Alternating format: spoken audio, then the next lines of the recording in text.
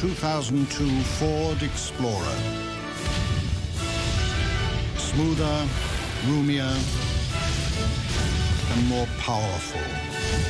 Even nature is singing its praises.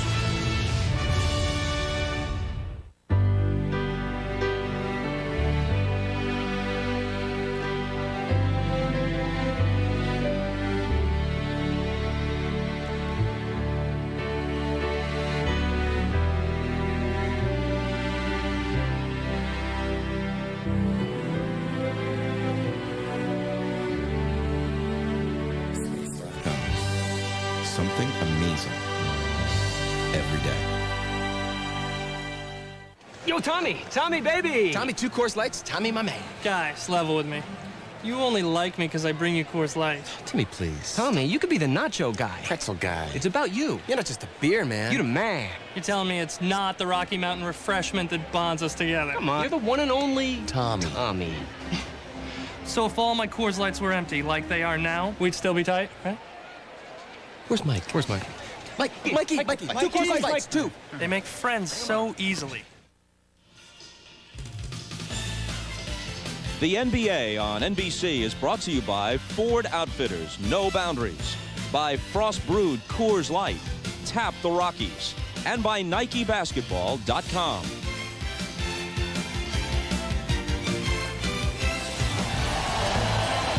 Milwaukee's lineup for Game 4. Robinson and Allen each averaged 22 for the season, and Cassell had 18, the highest scoring trio of any team in the NBA.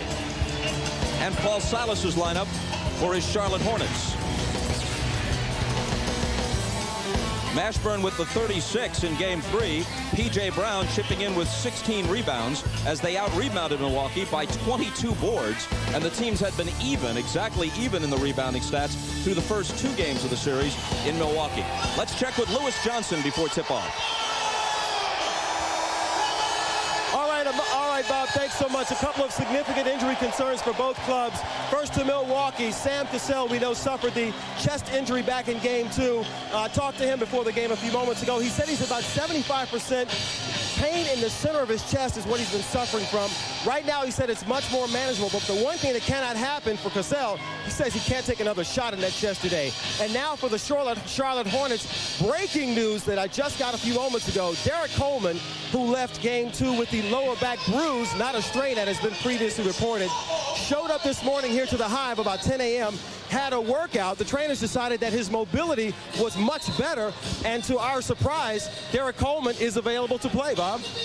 Interesting, Lewis, because Paul Silas had said yesterday that while Coleman might suit up, he would not play until he practiced, which led us to believe that his earliest return to the lineup would be Game 5. Yes, and, Paul Silas has been very, very careful and cautious with Derek Coleman, who's been in and out of the lineup and suffering from a lot of injuries. And, he's just beginning to play well, and Silas is trying to keep his confidence up and keep his teammates' confidence up in him as well. George Karl celebrated his 50th birthday yesterday. Yeah, it's been a big year for George Karl. He's got a lot of things to celebrate in that. The number of games that he's coached and how long he's been around, everything. He's really happy about being 50. And that brings us to you, Bob. You're next. Well, it is middle-aged, provided we all live to be 100. Well, you just passed over your next. When the time comes, we'll acknowledge it, and not a moment sooner. Well, the crowd is here, a little late arriving because they all had to go to church on Sunday today. We'll get more people in there as this game progresses, but Bob, this is going to be a noisy place. The officials are Joe Crawford, Hugh Hollins, and Bob Delaney. Here's David Wesley. Eldon Campbell, a former Laker. The little jump hook isn't there. Touched last by Milwaukee, and Charlotte will keep it. What to watch for, Bob, the tempo of the ball game. Milwaukee wants it quick. They want quick shooting, and they'd like to induce Charlotte to be a quick shooting outside team. Charlotte's got to have some patience, trying to get the ball inside when they have to set up in the open court or drive it. Like that, Campbell off the glass. As you see, all of the Hornets wearing the white headbands. That's their good luck charm down the stretch of the regular season and into the playoffs. White at home, black on the road, and much of the crowd also is sporting those headbands. They left a couple over here, but I knew you would not put yours on. Sam Cassell, right out of the box, is ready to go. We appreciate the gift, but objectivity is the name of the game. Mashburn surrounded and fouled. Cassell on the foul moments after this basket by Sammy. You know, when Sam Cassell comes out of the box and he's making shots, he really becomes a problem for the defense, and Baron Davis is going to have to try to get to him, knock down some of his confidence, because he not only has a green light, but he understands it's his responsibility to score, to keep pressure on the defense. He's picking up where he left off in game 3. Mashburn swishes his first attempt. Well, the fadeaway, and just in case there are a few non-believers, Cassell with many entries on the stat line in the first minute or so. A basket, a foul, and now a turnover. Well, you know, in all of that, there'll be a running conversation and dialogue with Sam, the officials, the players, the fans. So this is a guy that has to be into the game in order to get the best out of himself. Campbell out of the double team to Mashburn, and now Wesley for 3.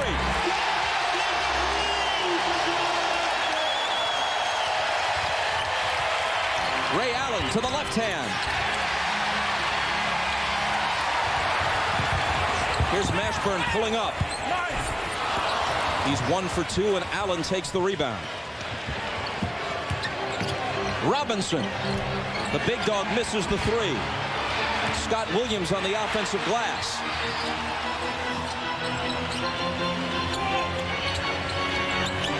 Allen. Rebound chase to the side, and Milwaukee comes away with it. Make it Charlotte. Wesley. Now that is what Milwaukee wants to see. They don't want to see P.J. Brown get the follow-up, but they do want that quick shot from David Wesley in any of the other Charlotte Hornets. The follow-up by Brown makes it 9-2 Hornets, and the crowd is in the game early.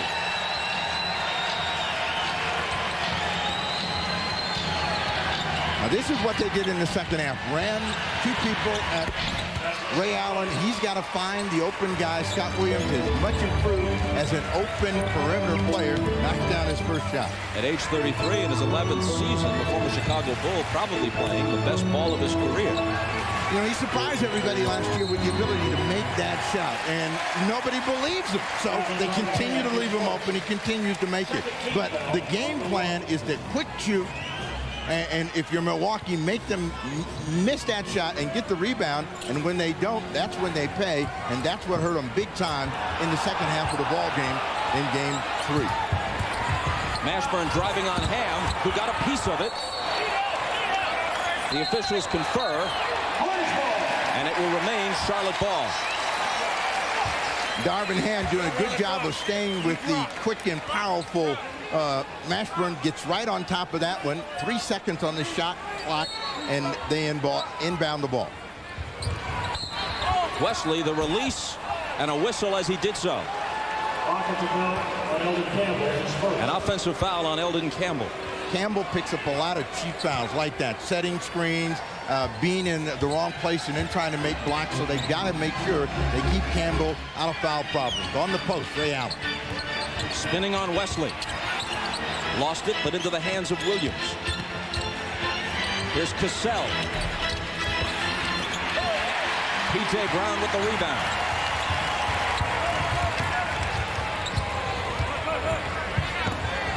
Eldon Campbell with the baseline jumper.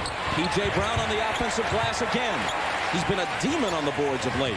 That's a tough matchup for Glenn Robinson, and he's got to do a better job, and they get a foul as P.J. Brown spins one in. A chance for the three-point play.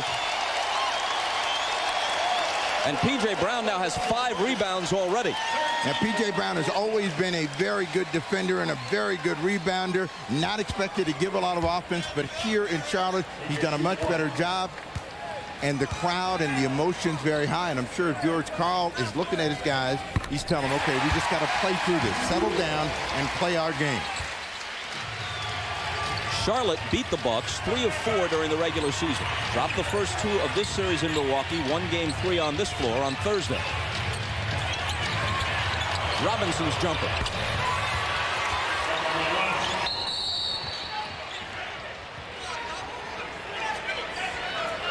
And a whistle from Bob Delaney. Double technical. Eldon Campbell, Scott Williams. The basket by Robinson had cut Milwaukee's deficit to 12-6. And during these playoffs, Bob, we have seen a lot of double technicals early in the ball game. The officials trying to get control of it, don't want to let things get out of hand. And we know the emotions of the games and the importance of this one. The Hornets and Eldon Campbell, they're going to be lit up, and they're going to be trying to be very aggressive. Ray Allen through traffic. Robinson the follow. Robinson's second field goal. He has half of the Bucks' 8 points. An explosive drive to the hoop by Baron Davis. And a technical foul. Haunting. Little trash talking. Too much of a display of exuberance. And Paul Silas saying to the second-year man from UCLA who played only 2 seasons of college ball, I like this part. I just don't like the second part. Well, he's explosive and powerful. And, you know, it's hard sometimes for young players not to, really let go. And Baron Davis surprised everybody. He's a powerful guard. And, he gets up with a lot of quickness and elevation, threw that one down, and everybody not happy about the technical call. He can be an electrifying player, as you saw. Robinson hit the tee to make it 14-9. Right now, the job of Cassell and the Bucks, stay close, stay in the game, keep making shots. Cassell, the point guard with the scorer's mentality, misses that one.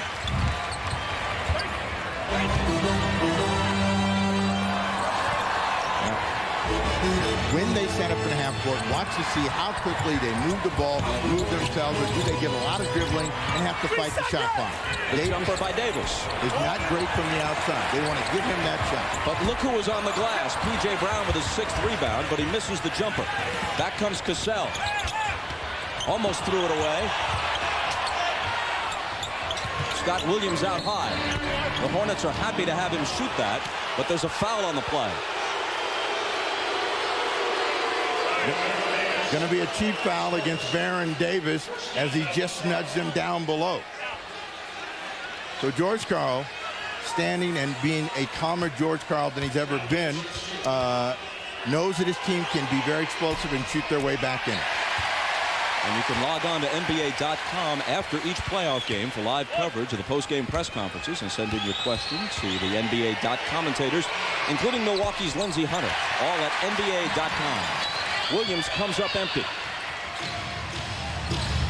Now what Paul Silas likes to see between Baron Davis and Jamal Mashburn, sometimes random pick and roll, but he wants the ball in those 2 players' hands. Mashburn gets a foul against Darvin Ham. That's number 1 on Ham.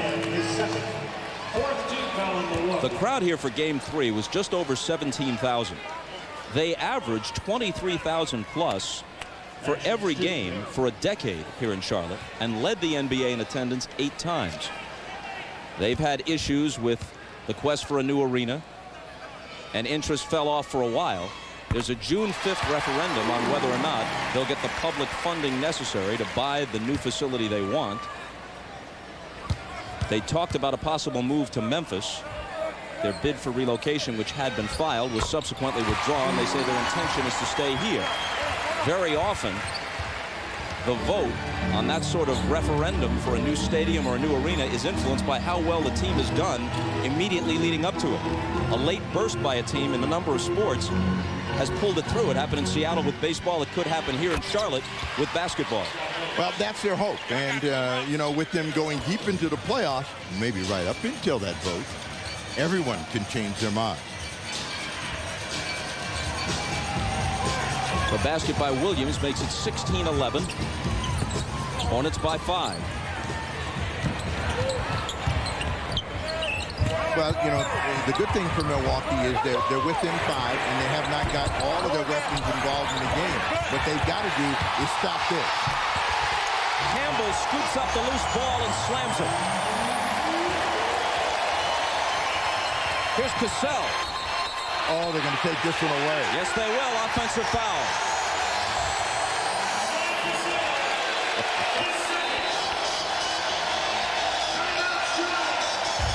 The problem is loose balls and offensive rebounds. And when you have big people that can play over the top, bad things happen for you. And that's what George Karl is going to have to correct when they come back after this break.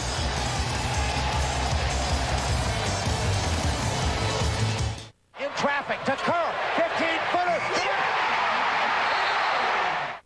I'm going to see about a credit card. Oh, but honey.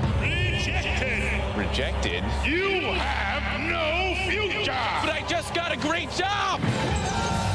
Run, little man, run! What kind of bank is this? Take that. Honey, I already got us a Capital One card. 33 million people have chosen Capital One to help build their financial future. What's in your wallet?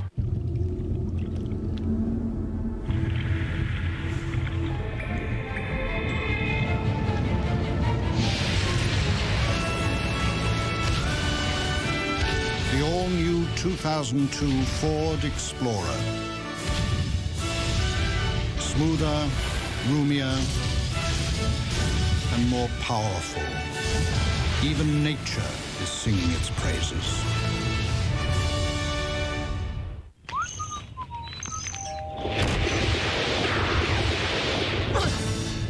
Okay, who are you? The milkman? Do you have a sidekick? No. A nemesis? A what? A bad guy? I'm a people person. Have you been fighting crime long? I don't fight crime. What do you fight? Osteoporosis. My never-ending supply of milk. And chocolate milk. Want strong bones? Calcium may help prevent osteoporosis. Are you ready to experience the ultimate internet? Introducing Net Zero Platinum. Now you can have unlimited internet access to anywhere on the web with no persistent banner ads, even faster page loads, 24-hour customer support, and it's only $9.95, and that's less than half the cost of AOL. So now what are you waiting for? Net Zero Platinum, the ultimate internet. Call 1-800-DEFENDER or visit netzero.net. Take a look at how the Bucks' big three have fared in this series so far against Charlotte in comparison to their season numbers. No, they dropped off dramatically. The only guy that's going up is Ray Allen, and the intent is to keep Ray Allen out of the ball game and out of great start. So the chore for George Karl is to get his big three on track. Sam Cassell spent most of that time talking to the officials and telling them, this is the playoffs. You got to let me lean in and give me the free throw. But they took that opportunity away from Cassell. Jamal Mashburn with the turnaround, his specialty.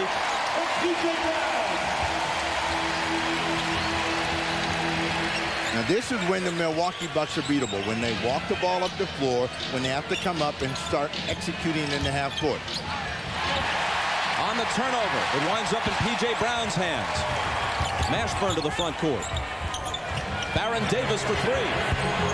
That is what Baron Davis doesn't do well. Even though he made threes against the Miami Heat, his strength is taking the ball to the rim, steal, Mashburn on the break.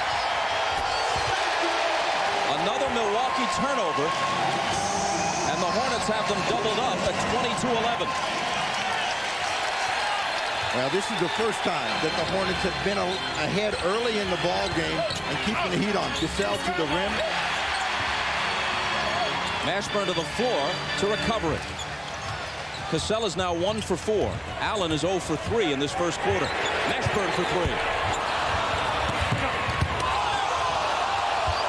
Scott Williams winning the battle for the rebound. Now, during that break, Jason Caffey slipped out on the floor. Darvin Ham went down. Caffey can give him some inside scoring, but they're not looking for that from him. They want the board with another turnover.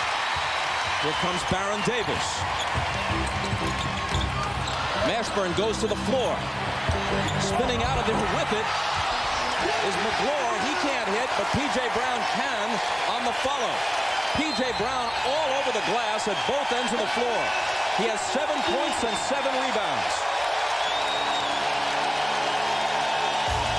You know, it's important to keep Jamal Mashburn under control, but you're seeing they're letting him have free reign, and he's got the fadeaway working. Now, you got to be lucky sometimes in order for things to go your way. Mashburn goes down, but the ball pops right into McGlure's hands, and after that miss, there's P.J. Brown on the glass.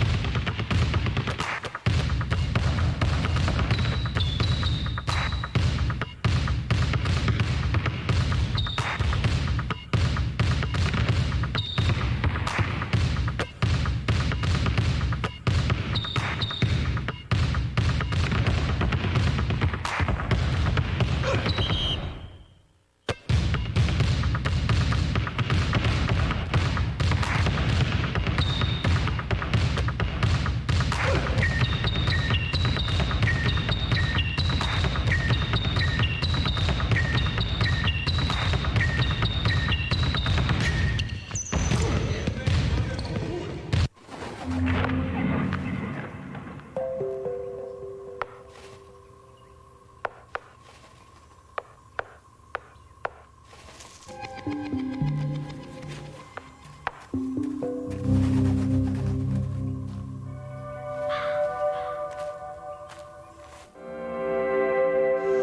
next territory in security.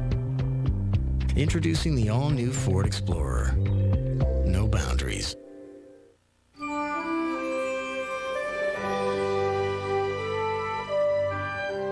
What happens to most beer right after it's packaged? It gets heated, often up to 140 degrees, but not at Coors. Our beers are filtered cold, packaged cold, and shipped cold. All beers are not alike. That's no boast, just a cold fact.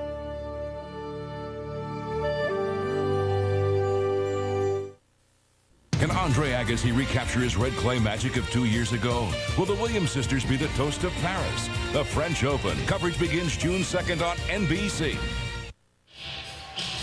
Both Eastern Series stand at 2-1. Philly at Toronto coming up next on NBC. Yesterday in Dallas, the Mavericks avoided the sweep. Sacramento will try to do the same in Game 3 of our tripleheader as they play at home against the Lakers later today on NBC. George Karl making another substitution. Lindsey Hunter, who's a very good defender, in for Sam Cassell. And I'm sure he wants Sam Cassell to just calm down. Irvin Johnson in as well. And he comes in with his first two. Still Charlotte by 11. Well, the Bucks know that they're explosive and they can get back in any game. And what they want to do is now do a better job in the hustle area. And they haven't done it, and that's hurt them. P.J. Brown, another rebound. That's 8 for him. McGlure inside from Davis, and Jamal McGlure was fouled. I am fairly certain, I haven't checked this, but I'm fairly certain that the Hornets are the first team in NBA history to have 2 guys from Kentucky named Jamal.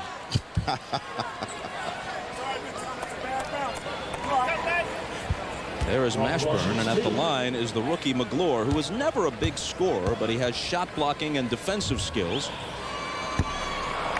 What he has, though, Bob, is size, and that really helps him. So when they lose Eldon Campbell, they don't lose that size and presence in the middle, particularly in the rebounding and the shot blocking area. Anything they get from him offensively is a bonus, and they get nothing from those free throws.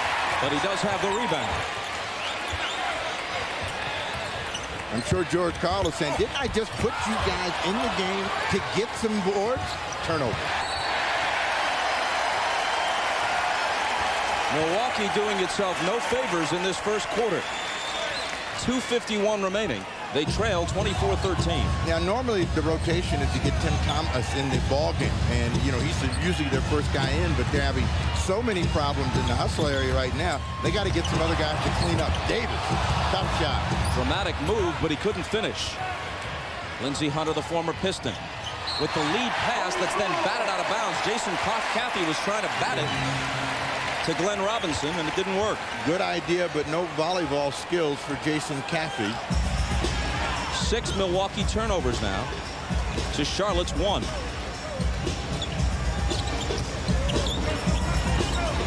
And Charlotte has 9 points off those turnovers. Now Milwaukee's task right now is to make the Charlotte Hornets more perimeter oriented, and then give them one shot, come out of there quickly, and start getting the tempo of the game back in their favor.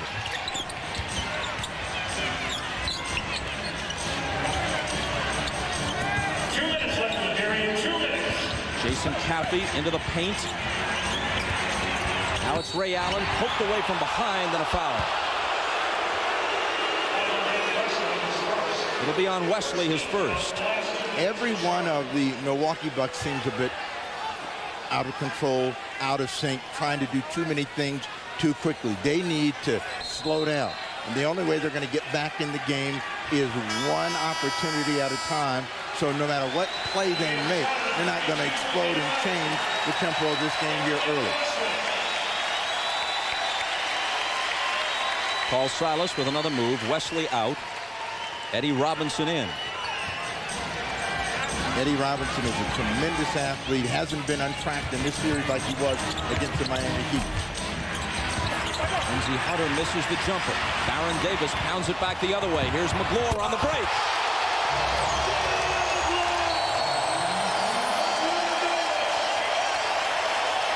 And Paul Silas is saying, hey, leave the ball alone. Don't celebrate. Just get to the other end of the floor.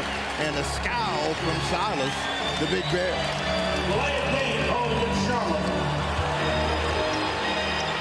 That celebration, Bob, results in the delay of game.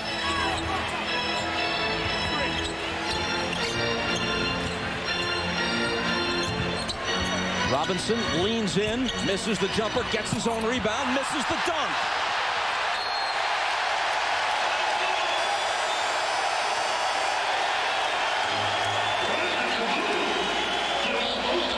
So the big dog went for his favorite perimeter shot, knew it was short, came back and tried to go for the throwdown, but hit the back iron and then chasing it the other way. And this is what 7-footers do, Bob. Look at the extension. McGlure is listed actually at 6'10", but he doesn't turn 23 for a few days, so maybe he's still growing. Oh, he's bigger than 6'10". Like a colleague of ours that thinks that if you're called a 7-footer, there's something wrong with you. But Bill Walton, his entire career, has been 6'11". P.J. Brown's shot spills off. Allen to Caffey on the run.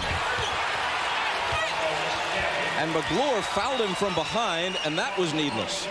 Yeah, that's the kind of play that'll get you snapped. Paul Silas walking the other way and biting his lip. But one, you get beat back. You don't compound it by running into the guy, giving him a chance for a three-point play. And sure enough, here comes Elgin County.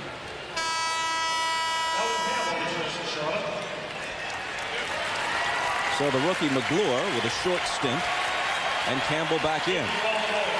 Now, if I'm McGlure, I'd run with my head down. I don't even see the coach. Don't stop. Just keep on going. But he got grabbed. He got caught. Paul Silas, who played with NBA championship teams in Boston in '74 and '76, and in Seattle in '79. A few words for the rookie before he takes his seat.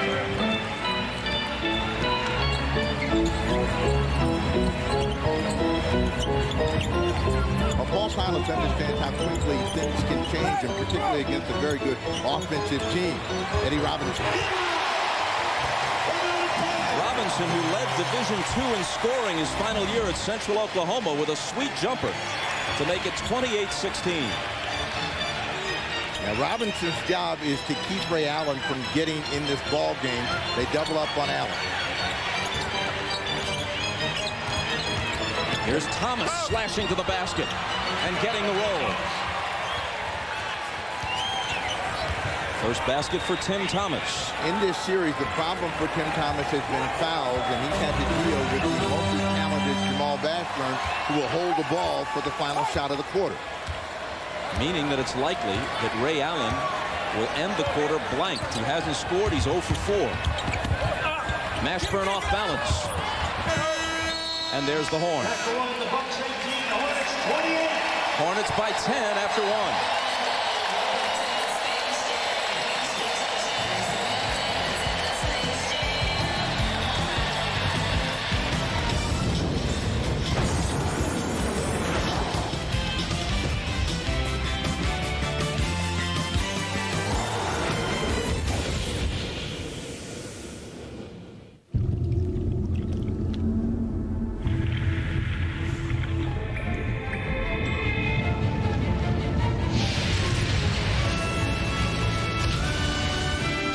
The all-new 2002 Ford Explorer. Smoother, roomier, and more powerful. Even nature is singing its praises.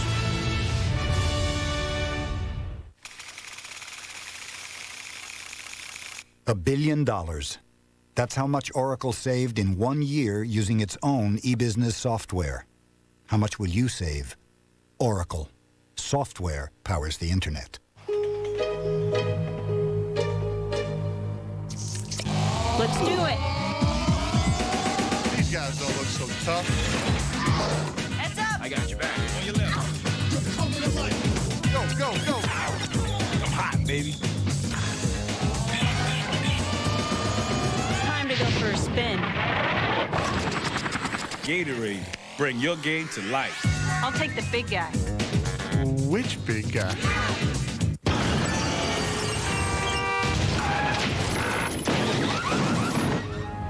senseless garage door destruction. A problem no more thanks to the twice as fast accelerator, only from Genie.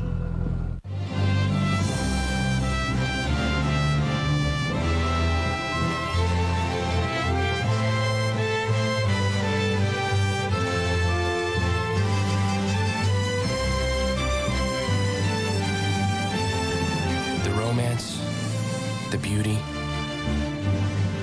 the world of Ralph Lauren. A new way to shop, just a click away. Polo.com.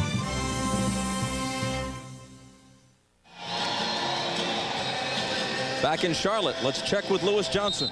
All right, thanks so much, Bob. Well, the Hornets organization management decided to do something special for Mother's Day. They offered every player an opportunity to fly their mom here to the game for Mother's Day. And so here they are with all of their roses, front row seats here in the court to enjoy this game. And let me talk to Helen Mashburn here, who is Jamal Mashburn's mom. First of all, where did you come in from?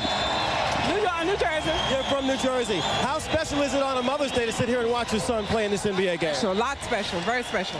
Now, I imagine he has some plans for you this afternoon. What will you all do after the game is over? I really don't know. Oh, I bet he's got something, maybe dinner, flowers, something like that. Yeah, probably do. All right, well, listen, happy Mother's Day to you and all these wonderful ladies enjoying the game. Bob? Thank you, Lewis. Tough interview. Mrs. Mashburn providing precious little information. She could be somebody's press secretary. Nothing leaking out from her. They're going to get a foul against Ray Allen, who finally got a strike, got that 3 on the board, but runs right into the back of Eddie Robinson. But look at this, Bob. Yeah. All of the noise that had been made by the Charlotte Hornets, they're still not shooting the ball very well. 38% for the quarter to 42. They're ahead by 7, and they know that they're playing a very dangerous opponent, so they got to improve in making shots. Mashburn, 6 on the clock. 2 seconds to shoot, and Mashburn gives his mom something to cheer about. He's in double figures with 10.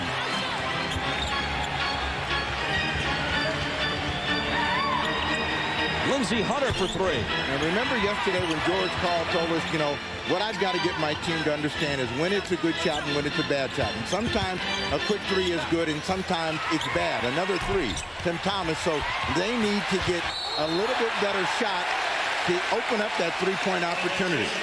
The shots were bad, and so was the rebound over the back for the foul. Well, Mashburn has the fade going, and, you know, if you're Tim Thomas, you still want him to take that shot. Chances are that shot's going to start to fall off for Mashburn, and then they've got to get back and control the glass. Foul on Jason Caffey was his second.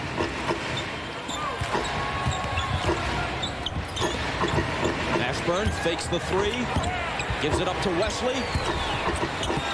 The rebound to Campbell, and a foul. Well, as we mentioned in Game 3, the Hornets had a 22 rebound edge, and they've continued that advantage on the glass, both offensive and defensive, here in Game 4.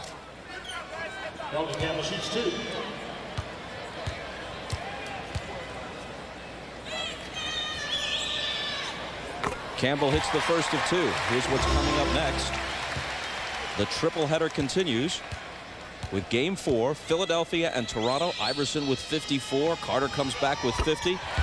And although Sacramento had a great year, they appear overmatched. They just cannot cope with Shaq in the middle, and they're down 0-3. Yeah, and plus corralling Kobe Bryant. But we have seen 2 spectacular performances from the young stars of Philadelphia and Toronto.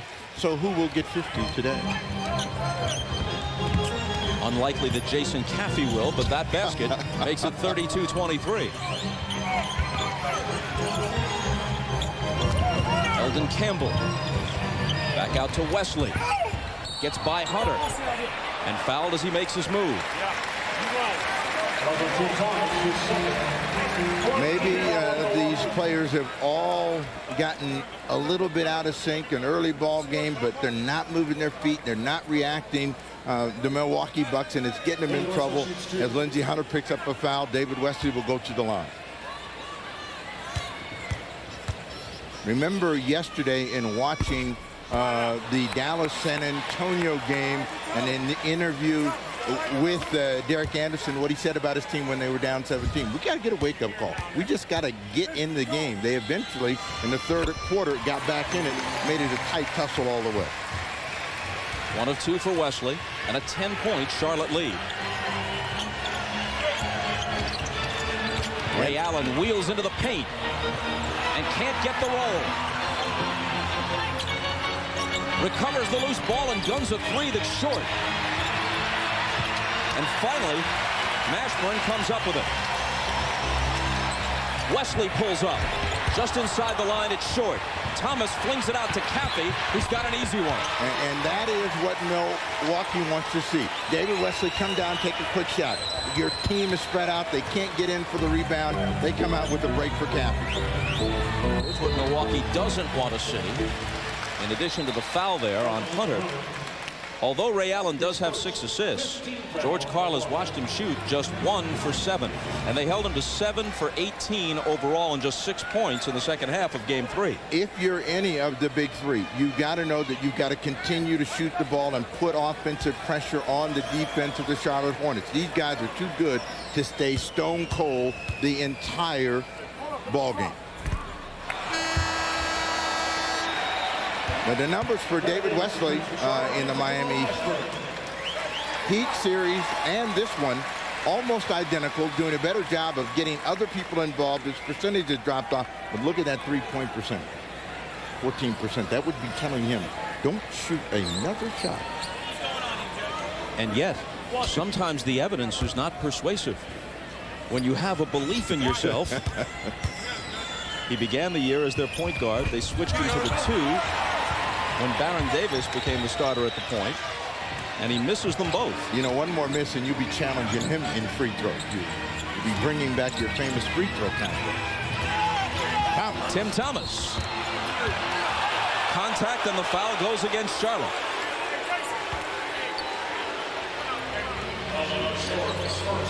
Otisthorpe trying to get in and get in position out in front, still moving, didn't quite get there, and the foul goes against him. Tim Thomas will go to the line. Otisthorpe at age 38 in his 17th year in the NBA. For a long time, he was a fixture in Houston. Made the All-Star team with them once. Was there for 7 seasons. He's been with 7 teams since he was part of that Clyde Drexler trade in '95. Well, Otisthorpe is a very physical player and has always had a very strong opinion, and sometimes some of the coaches he's played for recently can't deal with Otisthorpe. Caffey doing a good job in this stint of playing time for him. Here's his jumper from the baseline, and Jason Caffey is helping to keep Milwaukee in this game. He scored 9. Well, they need a hustle guy, and you know, Caffey's doing that. 5-point game.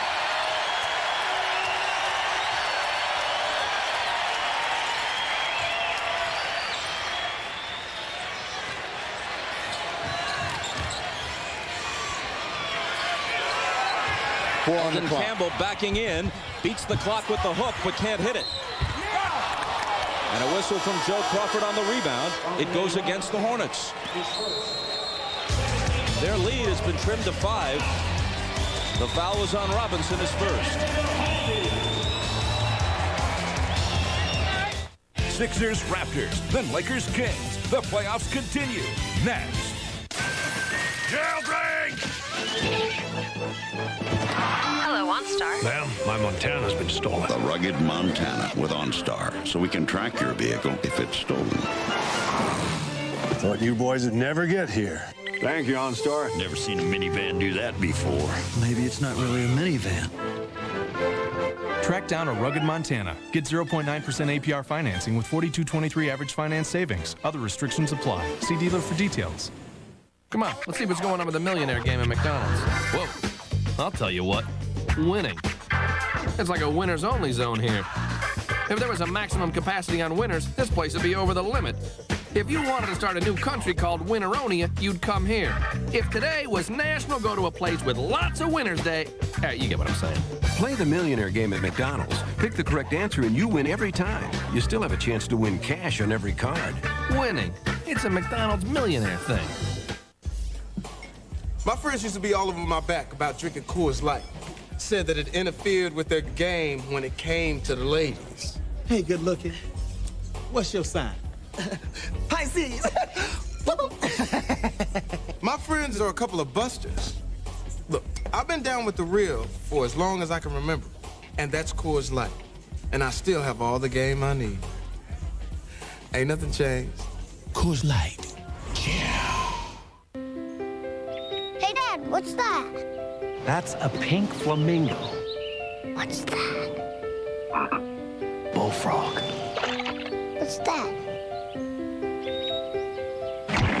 That, son, is a Chevy Monte Carlo. If you want to see 700 horses under a hood, spend a day by the lake on the famous Daytona infield, but bring your Visa card, because you won't get in with American Express. Isn't nature great? Visa, it's everywhere you want to be. The NBA on NBC is brought to you by the rugged new Montana from Pontiac. Life is more exciting in Montana. By McDonald's, we love to see you smile. By Visa, it's everywhere you want to be. And by Gatorade Thirst Quencher, it's in the NBA. Is it in you? 2/3 of Milwaukee's big three on the bench at the moment. And they've shot a combined 4 for 16 with Sam Cassell. The rest of the team 8 for 12 for 18 points. Jason Caffey 9 points in 9 minutes, chipping in with 3 offensive rebounds to keep it close. But now Milwaukee turns it over.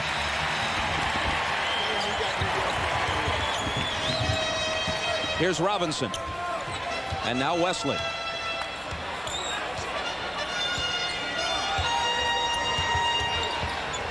What's important here for the Charlotte Hornets is to come up with a way to score the ball with Jamal Mashburn on the bench. Davis goes on his own.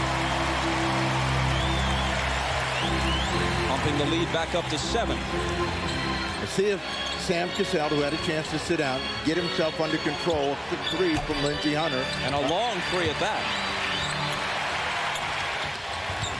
The best thing about this team is that George Karl allows that green light to stay on. Robinson, they may take it away. They do. Robinson's shot was still bouncing on the rim when Campbell tried to follow. Offensive interference, and the basket is taken away. Well, the high-flying Eddie Robinson put it up there nice and soft, and the temptation too great for Eldon Campbell. Gets it while it's still above the cylinder.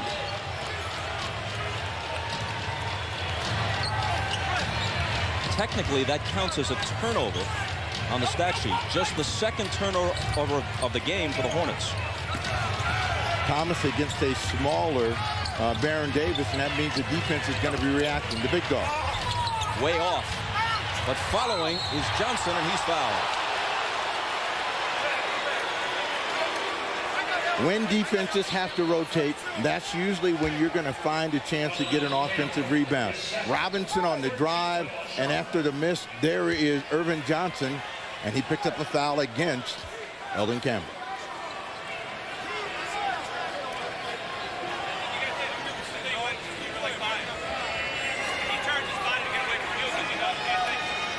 Irvin Johnson, in his 8th year in the NBA, out of New Orleans at age 33.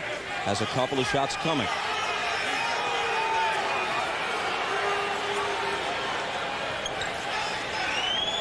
The Hornets by 7 with 6:53 to play in the first half. Every point they get from Irvin Johnson is a bonus for George Karl. He's gotten better at making free throws. Eddie Robinson out of the ball game. Jamal Mashburn in.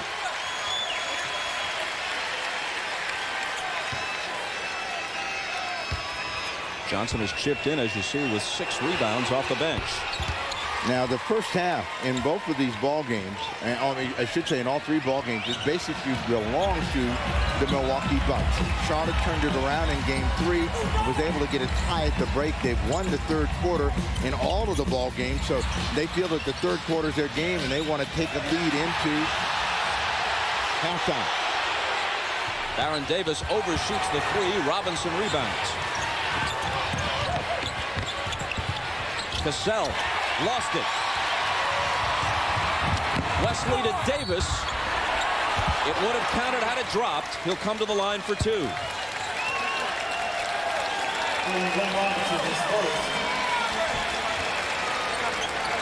You know, Sam Cassell will always be involved in a lot of extracurricular things. A little hold and grab on David Wesley, but did not get called for the foul.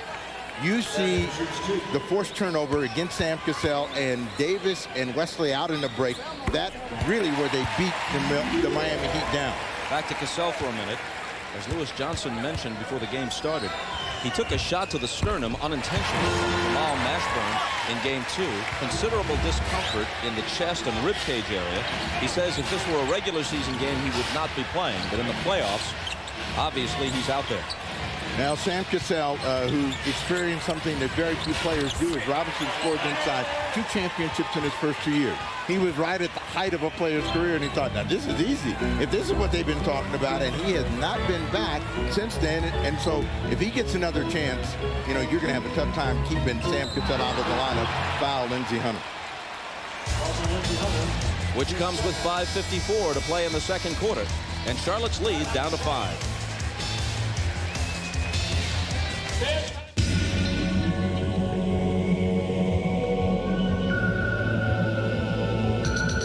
Engineer Tom Sutter is a student of tranquility. For the all-new GMC Envoy, he and his team used hydroform technology to absorb vibrations for a surprisingly comfortable ride. They also gave Envoy a 270 horsepower best-in-class engine. They want you to feel relaxed, not fall asleep. Introducing the all-new GMC Envoy.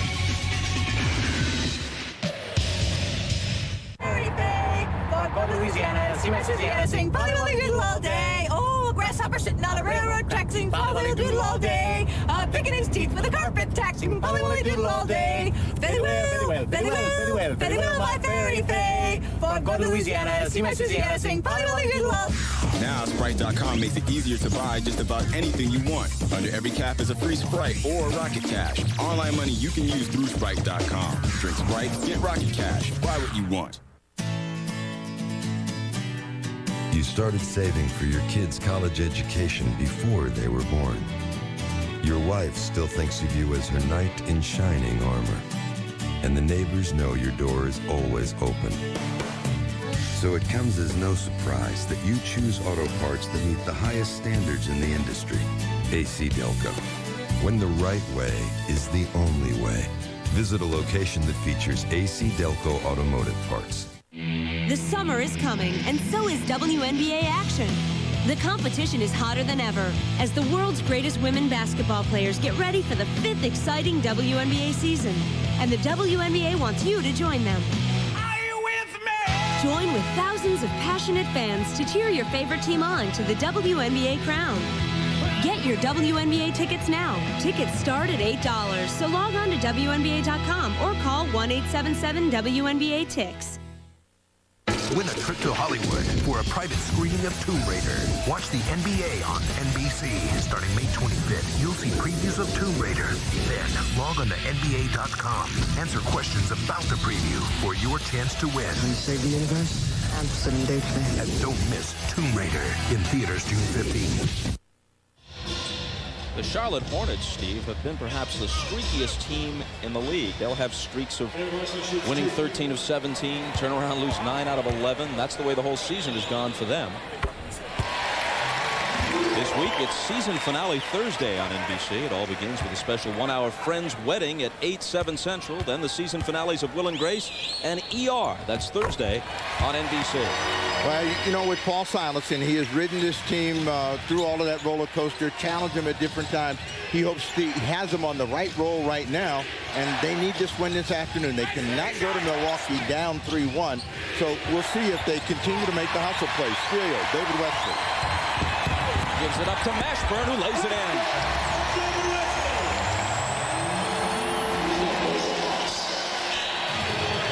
So if you don't shoot the ball very well, then you better rebound it. You better force turnovers, and that's what they've done, Sam Cassell. Nice move by Sam.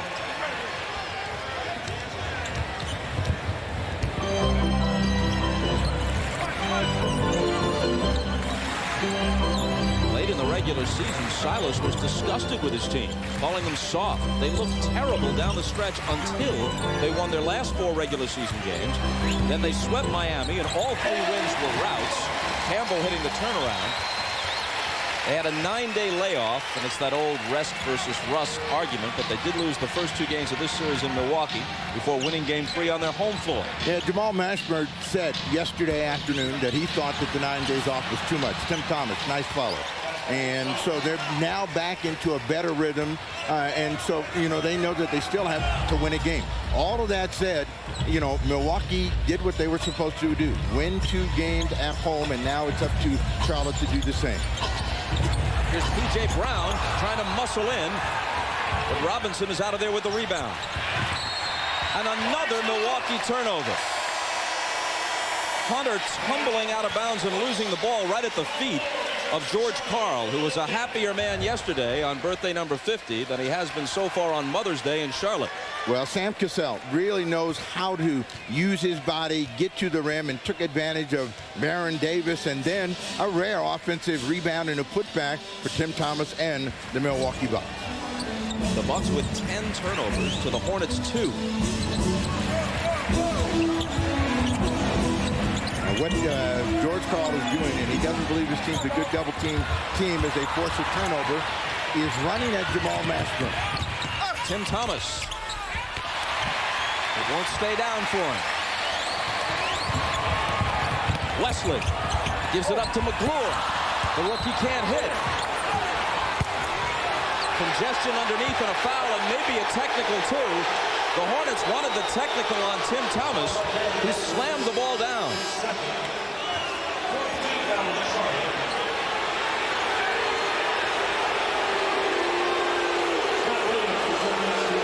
After he gets control of the ball, Tim Thomas, not happy, fires that one to the floor, but the officials weren't looking. The Charlotte foul was on Davis, his second. Robinson hooks up a 3. That is a shot that always makes them dangerous. 4-point game. Robinson averaged 22 for the season, 16 and a half so far in the playoffs. Outplayed in round 1, even though they won against Orlando, by Tracy McGrady, who was just sensational. Allen back out on the floor and challenging. Tim Thomas left out of bounds. But Milwaukee is back to within 4, which is as close as they have been since very early in the first quarter.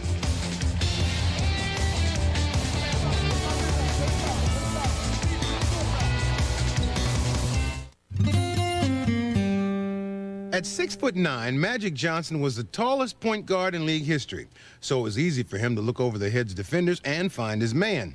A guy like that could dish out a lot of assists, 10,141 to be exact. Hey, nothing beats an original. Original Coors, brewed with Rocky Mountain water. Original Coors, nothing beats a tall one.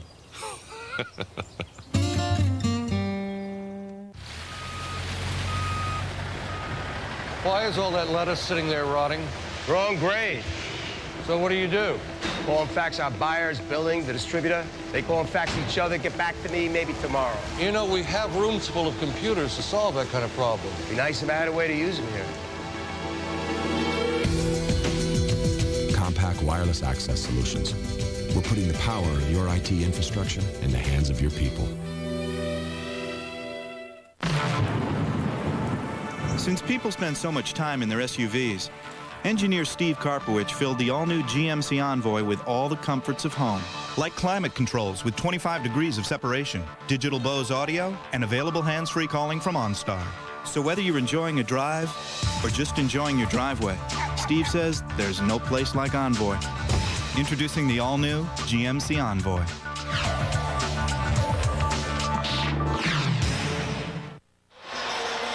A shot in New York after the Bucks and Hornets will send you to Toronto for the Sixers against the Raptors. And coming up on Net Zero at the half, we'll hear from the 2 superstars that are involved in this shootout, Allen Iverson and Vince Carter. We'll also talk live with Raptors center Antonio Davis, and we'll look at the first half between the Bucks and the Hornets with Kevin and PJ. Milwaukee clawing their way back into the game, but so far, Paul Silas ran the basketball, pounding the paint, controlling the boards, forcing turnovers. All right, now back to Bob and Snapper. Couldn't be any more even between Carter and Iverson. The answer with 54 in game 2. Carter comes out, hits 8 straight threes in the first half of game 3, winds up with 50. You know, and the fans in Toronto have now come up with their own little thing for Vince Carter. Which is? The solution. He was that in game 3. And for all those numbers involving Iverson and Carter, the numbers that matter most, 2 games to 1 for Toronto at this point.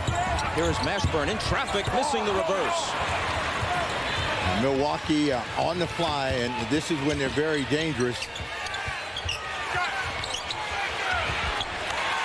And they are within 2 after the basket by Williams. Now, what has happened is the Hornets have come into the weakest part of their game. Walking the ball up the floor, but being forced to shoot a lot of jump shots. And now they've got to regain some easy opportunities, and they got to get back to pounding the board. Turnover. Oh, they get David Wesley against Sam Cassell, and Cassell gets called for the foul. Oh, Ray Allen. As he's coming across, he gets, someone hits him in the head. It looked to me like that was Tim Thomas with the swipe. But Ray Allen is saying, you know, there's no way I got him. And it looks from the picture that Ray Allen did not touch him at all. Officially, the foul is charged to Allen, his second. Get out of there!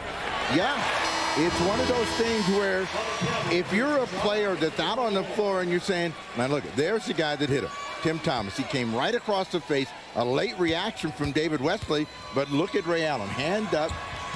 If you're going to call him anything, let's call him pushing in the back. As Milwaukee has gotten back into this game, a big factor has been the rebound line.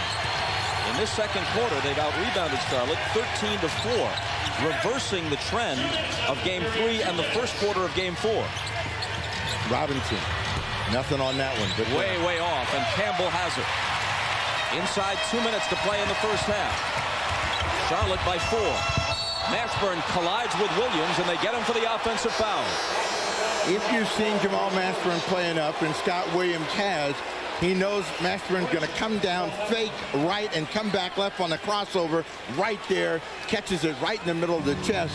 Turnover, and not the best time for the Hornets to cough up the ball. Neither team has shot the ball especially well. Clock ticking down toward a minute and a half in the half. Here's Sam Cassell, 6 on the 24. His pass squirts through Robinson's hands, and Milwaukee turns it over. That has really been the pressure relief valve for the Charlotte Hornets here in the first half of play. And Milwaukee trying to make the extra pass. People just not ready. Dribbling the ball out of bounds, stepping out of bounds. They've had unforced turnovers. Mashburn inside gets a foul against Glenn Robinson. In fact, that last turnover made it a dozen in the first half for Milwaukee against only 4 for the Hornets. The Bucks had not made the playoffs prior to George Karl's arrival for 7 consecutive seasons. They've made it the last 3 years under Karl, and they have a shot at making it to the finals. The East is up for grabs. Now, George Karl talked about their goals for the season, and, you know, they've surpassed them. They won the division. They've advanced in the playoffs, and he feels that anything can happen in the East, and Mashburn gets 2.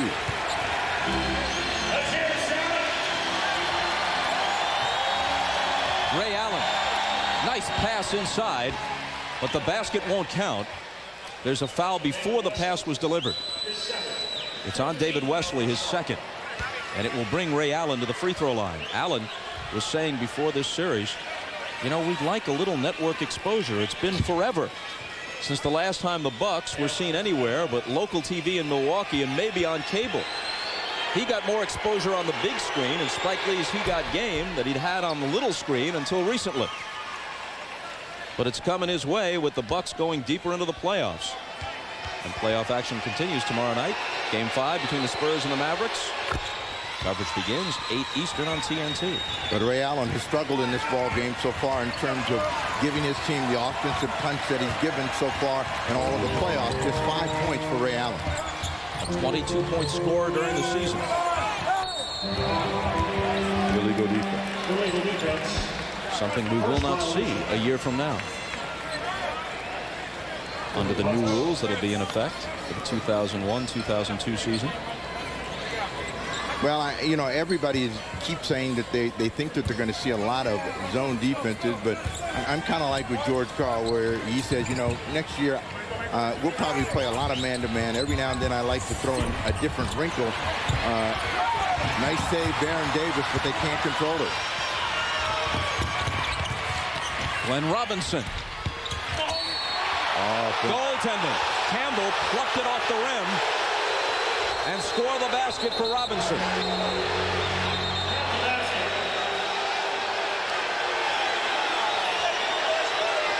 Two today, one he took away from his own team and one he gives to the Milwaukee Bucks. This one goes up, it's dancing around, and they say it was above the cylinder. You get one more look and you'll see the ball come off. Bad call against the Hornets and Campbell. That one was off. But it's too late. They don't have what we have. If the Bucks get a stop here, they've got a chance to go in tied or maybe take the lead with a 3. 8 seconds for the Hornets to get this one in the air. And Baron Davis does.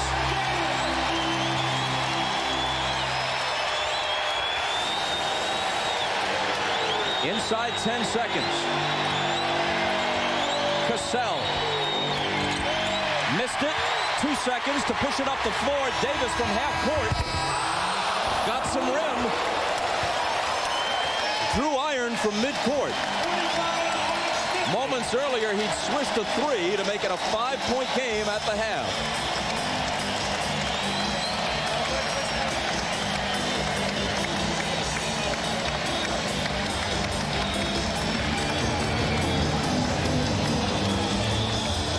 So the score at halftime at the Hive.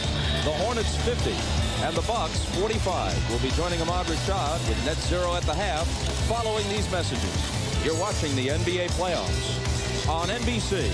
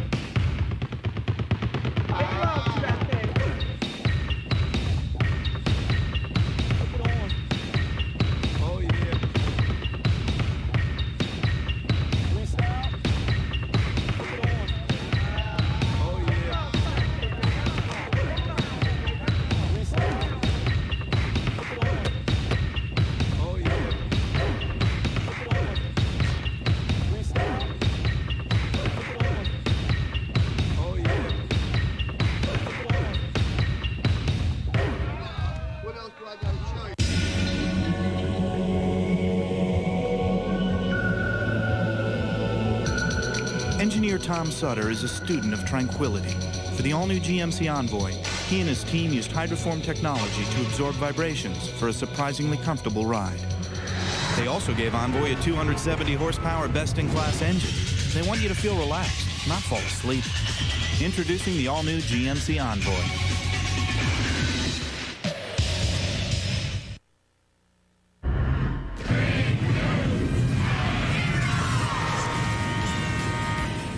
Welcome to Net Zero. At the half, Net Zero defenders of the free world. Introducing Net Zero Platinum, the ultimate internet. Call 1-800-DEFENDER today. Ahmad Rashad back in our New York studio with Kevin and PJ as we talk about the first half. And Milwaukee's big three, 33%, shooting 33%, but they're getting it done off the bench. I think the big three came out pressing a little bit, especially Cassell and Ray Allen. They were trying to get them going aggressively. It didn't really work out. The bench, in order to win on the road, you need your bench guys to step up. Milwaukee's bench outscored Charlotte 18-4 and out-rebounds the bench 13-2. Jason Caffey played really well. Strange game, though. Milwaukee's not shooting as many threes as they normally do. And surprisingly, in the second quarter, they out-rebound Charlotte 15-6. All right. Third quarter is going to be the telltale sign for Milwaukee. All right, after the Bucks and the Hornets, we'll send you to Toronto for the Sixers and Raptors. Toronto leads the series 2-1, and Philadelphia will try to bounce back from a blowout loss in Game 3. Andrea Joyce spoke with the Sixers' Allen Iverson. All right, thanks, Ahmad. Allen, after the loss on Friday night, you said that you were frustrated because the team had been out-hustled. You guys have had some time to meet and to talk about it. How would you describe the team's emotional state right now heading into Game 4? We good. We understand what we got to do. Guy come out and score 50 points like that. Some should, come out positive for those guys on that end. But, we just got to, outplay them. It's important for us to outplay them. We don't worry about our shooting percentage or anything like that. We just know we got to outplay them defensively. And we feel like if we play better defense than we did the last game, then we got a shot. Well, you had also said that, and you know better than anyone, that when a player like Vince Carter gets in a zone like that, it's almost impossible to stop him. But what can you guys do to make it tougher for him and get the ball out of his hands? You said it all. Just get the ball out of his hands, Use some of the things that people use against me. Just try to get the ball out of his hands and make his teammates make some plays, and that's going to be important. We feel like instead of just giving him 50 points, we let one of them other guys get 30 or 25 or something like that and try to win like that.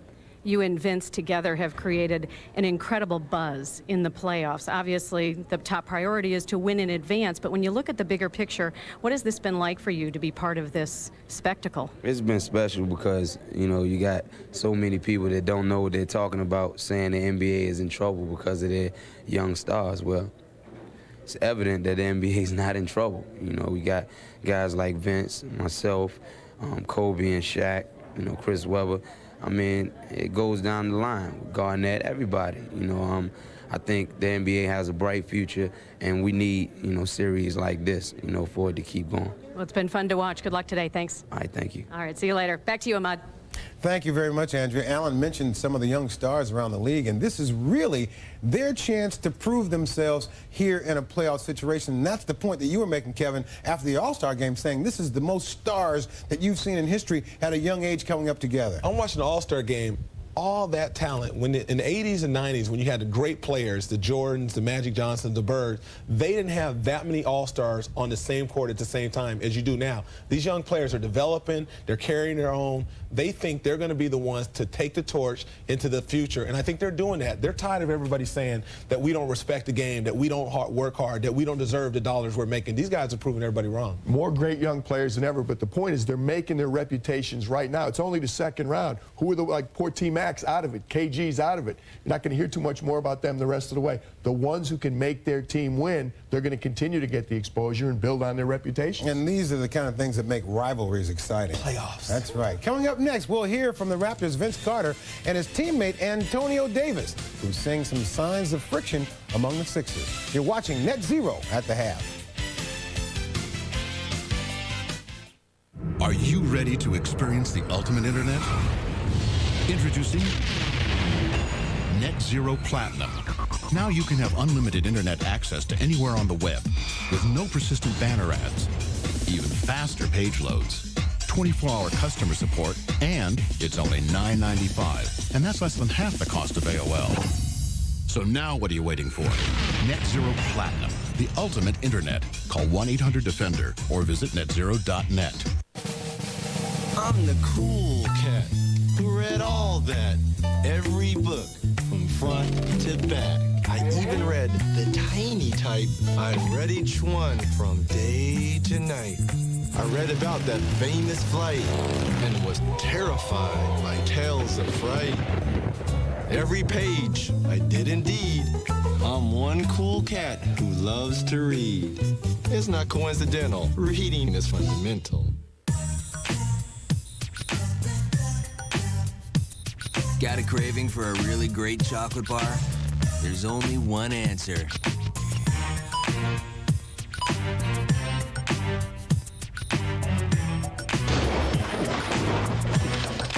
Creamy, crispy, Nestle Crunch. When you gotta have chocolate, it's crunch time. Try the Big Shack size for a lot more chocolate and a lot more crunch. Perfect Drive is our best rewards program. After just 4 rentals, our customers get everything from golf clubs to ski goggles. Even spa treatments. What if we also throw in a personal trainer? Hi, I'm Todd. Hi. Today we're gonna work glutes.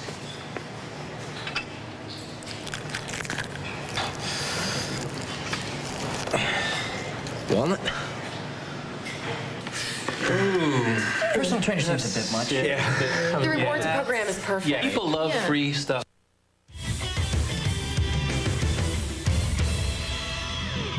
It is halftime in Charlotte, where the Hornets lead the Bucks by 5.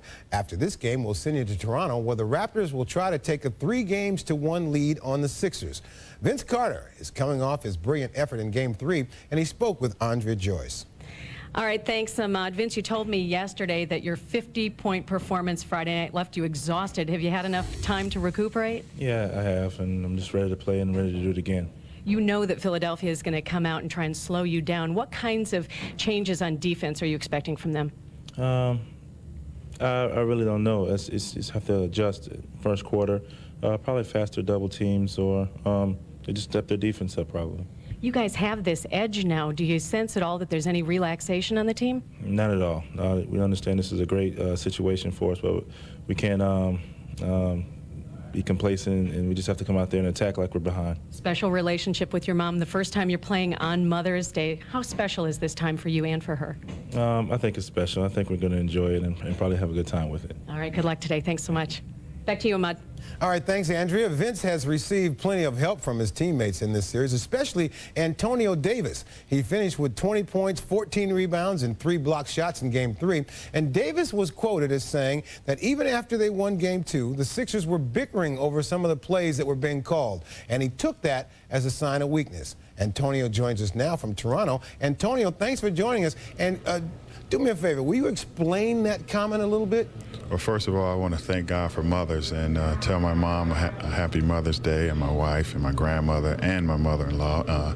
What I meant by that comment is when you're all on the floor, you have to try your best to just stay focused as a team. And I thought that they were kind of yelling at one another, and they really didn't have their rotations right on defense and some of the other things that they were saying. So I just kind of took it as a sign of weakness that they were falling apart. And so we had to just come out and attack them as best as possible. Antonio, you're playing great. You've obviously stepped up your game for the playoffs. My question is, do you think the way Charles Oakley motivated Vince Carter publicly, is that the way to do it, or should you take somebody aside and tell him in the locker room in private that he needs to step up his game?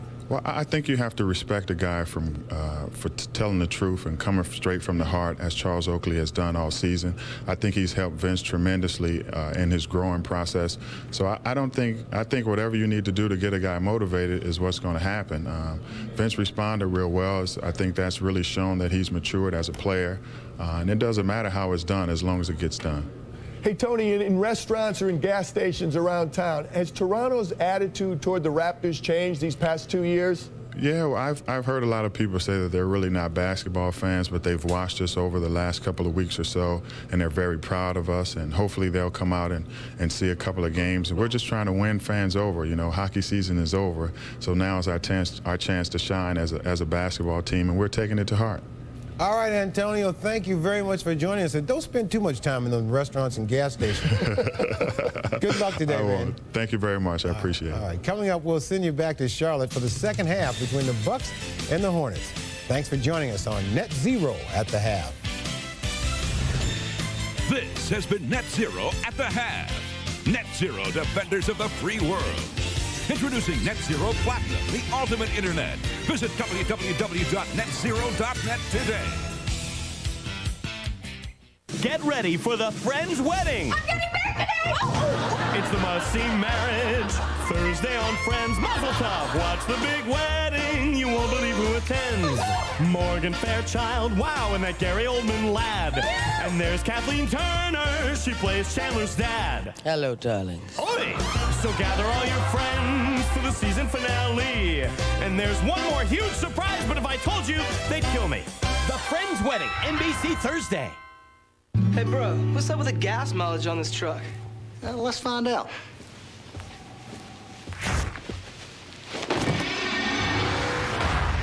Wait a second, bro. Dude, you're Ricky Rudd. Man, you've won tons of races on fuel mileage. So? So you're like trying to teach me a lesson. I believe I'm schooling you. Ford Ranger with 0-9 financing or up to $2,000 cash from your Northern Indiana Ford store. Well, can we make a pit stop? I guess not. Pink slips, strikes, and layoffs. A week of NBC 33 special reports. What to do if you're out of work. NBC 33 News at 6 starting Monday. The time, the skill, the beauty. With so much invested, why would anyone have a tattoo removed? What seemed like a good idea yesterday may not seem so good today. When is the right time for saving your skin? It's an NBC 33 special report, only on NBC 33 11 at 10 Monday. How long are your folks staying? A few days. This one looks different than ours. That's because this one's a pillow top. Man, this is comfortable. No kidding. My folks will never want to leave. Denver Mattress. We make them ourselves. We make them affordable. We make them comfortable. Maybe even too comfortable. We'll hide it till they leave. Think it'll fit in the closet? Rest easier. We'll make it comfortable. Dealing with Dealers, NBC 33 11 at 10 Tuesday. With Jamal Mashburn scoring 14 in the first half, the Hornets led by as many as 13, and again they held Ray Allen in check. He had just 5 through the first 2 quarters. The Bucks got back to within 2, and in the closing moments of the half, a 3-pointer by Baron Davis established a 50-45 Charlotte advantage. Back with quarter number 3 after this. Come on, let's see what's going on with the millionaire game at McDonald's. Whoa, I'll tell you what, winning. It's like a winners only zone here. If there was a maximum capacity on winners, this place would be over the limit. If you wanted to start a new country called Winneronia, you'd come here. If today was national, go to a place with lots of winners day. You get what I'm saying. Play the millionaire game at McDonald's. Pick the correct answer and you win every time. You still have a chance to win cash on every card. Winning. It's a McDonald's millionaire thing. There's only one Amazon. There's only one jungle. There's only one mother.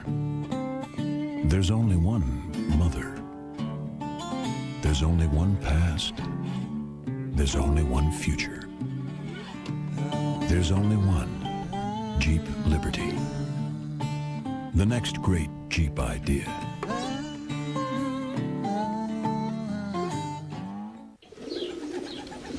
I think your creativity comes from within. I think everybody is born with creativity, but I believe it's the trust in yourself and the trust in your emotions to talk to yourself, so to speak, to become your own psychologist, to let your emotions out on a piece of paper, to not be afraid of anything, not be afraid of what people think, not be afraid of what people may say, to just be yourself. And I think that's something that's rare nowadays. Excuse me, miss. Could you send that guy over there a Miller Lite? Here you go. This is for the ladies in the bar. Oh, whoa, wait a minute. Look at that guy over there. Excuse me, miss. Sorry, Chief. He's so cute. Okay, there's 2 of them. This is very good. Jackpot. Looking for love? Grab a Miller Lite. It's Miller time. Well, at least he's not married.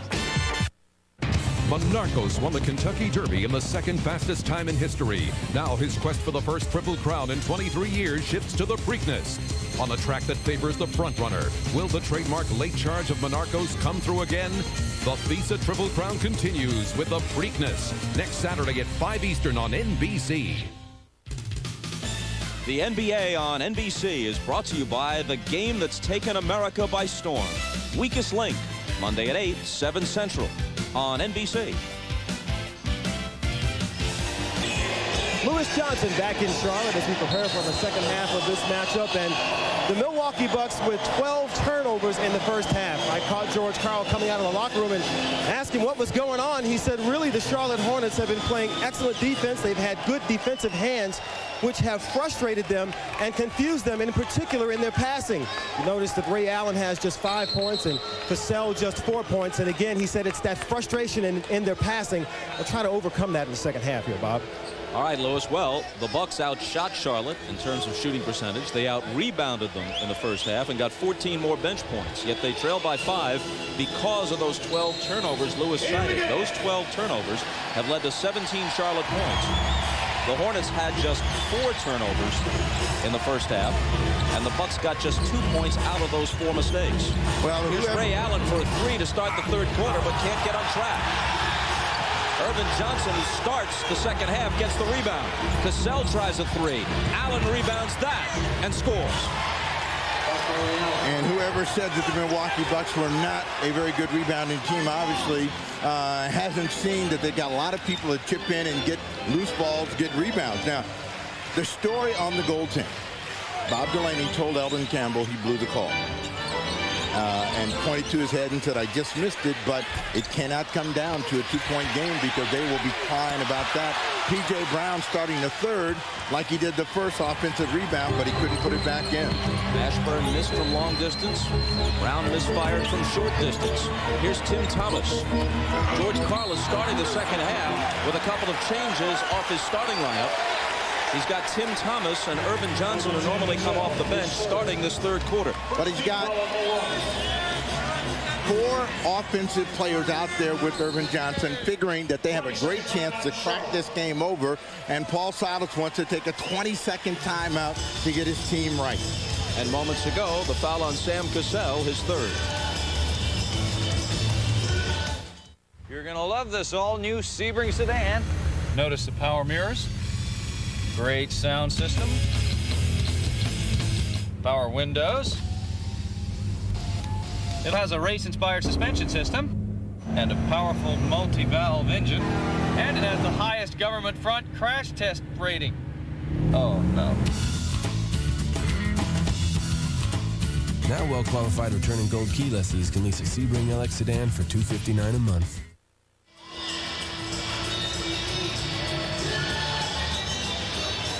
Following the short timeout, Charlotte puts it back in play with Baron Davis, the second-year man out of UCLA. Here's his jumper.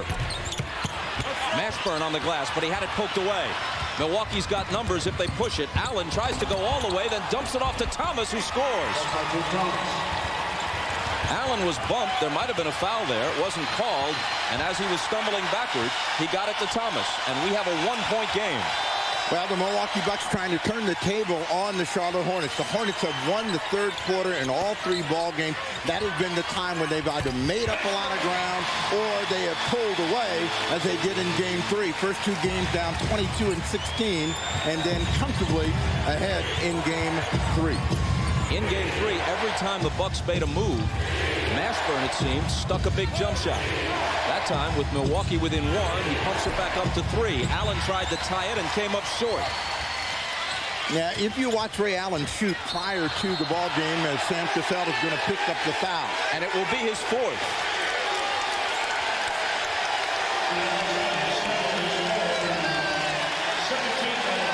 Sam Cassell always puts hands on, is always grabbing and holding, and right there, after he reached in, he made the first pull. And Sam always says, look, if you're the aggressor, you usually don't get caught, but in that case, Sam Cassell gets caught. Sam still mouthing off to Hugh Hollins. Now, if you're Baron Davis, you got to think about getting the 5th foul against him. Take this ball to the rim. Mashburn the other way. Baseline Campbell. He's got 10. And the lead is back to 5. Ray Allen. But to finish the thought about Ray Allen and his deep shooting, all of his shots have been flat, and that's the way he was shooting the ball in warm-up. That last one got a nice little arc on it, up and over, and nothing but the bottom. 4 points for Ray Allen in the quarter. But even after that basket, he's shooting just 3 for 11 in the game. Campbell on the post. Missed the jump hook. Shot clock went off, and it shouldn't have after the change of possessions, and Milwaukee and Sam Cassell had the ball, 16 on the shot clock. Cassell kicks it. They scramble to the floor, Robinson and P.J. Brown. And a timeout is asked for by Milwaukee. So the Bucks have it when we come back in a 3-point game.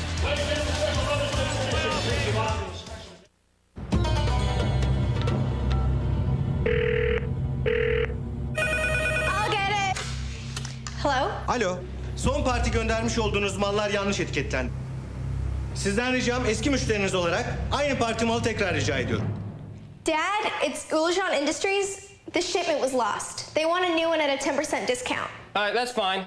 Hey guys. Tabii efendim, hiç sorun değil. Phones that translate for you. Another e-business innovation coming from IBM. Well, Steve, as you pointed out earlier, through the first 3 games, the third quarter has belonged to Charlotte. It has been their quarter, and I'm sure that Paul Silas has told his team, this is when we should take control of the ball game. George Karl, on the other hand, has told his team, you've got to up the tempo, your energy, your intensity, and stay close in this ball game, because he still believes that they've got the better offensive firepower and they can pull this game out. Paul Silas, who played his high school ball at McClymonds High in Oakland. You know who else came out of that school? Yes, he was a guest on your show. Bill Russell. Bill Russell. You want more? There is more, but they're baseball players. That's right. Frank Robinson and Veda Pinson. Well, we have a chance. We can tell you that next Saturday at 5 Eastern, NBC brings you the second leg of the Visa Triple Crown. It's the Preakness. Anarchos attempting to take step number 2 along the way to the Triple Crown. It's been more than 20 years since it's been done. There were 3 of them in the 70s, none since. Anarchos ran the second fastest Kentucky Derby, just a fraction behind Secretariat a week ago yesterday. The Preakness this coming Saturday on NBC. How did you feel about your run for the Roses, the first time in Kentucky Derby? It was a lot of fun. I would not contend that I'm an expert, but I am a fan. They give you a good seat. They let you come to the Kentucky Derby. You could say no. 8 seconds on the clock. Thomas fires a 3.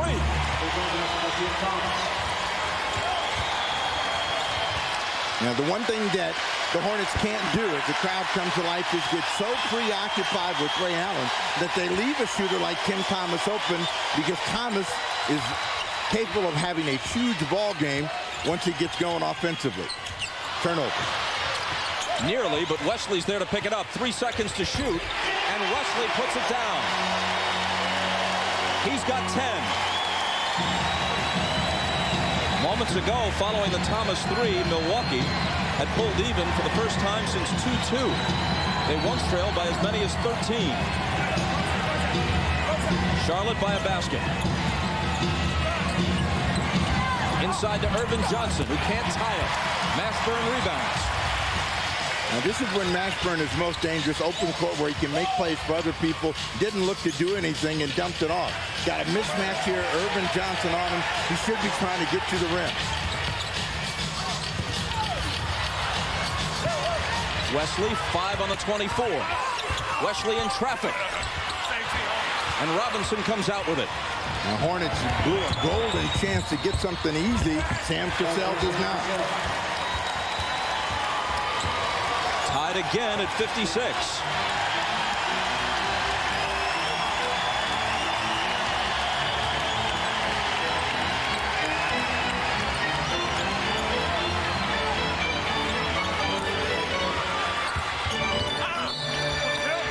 And Mashburn drew the contact and will come to the line. The Milwaukee Bucks are a team that like to get from one end of the floor to the other quickly, and they have a lot of people that can finish, and Sam Cassell, in one of the few chances to be on the end of a pass, just does that. The foul was on Tim Thomas, his third. Jamal Mashburn came to Charlotte along with P.J. Brown, and the deal that sent Eddie Jones and Anthony Mason to the Heat. It's the first one. 17 for the game.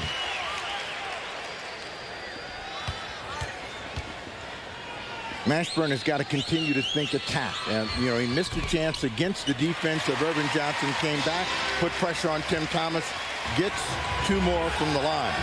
4 in the quarter for Mashburn.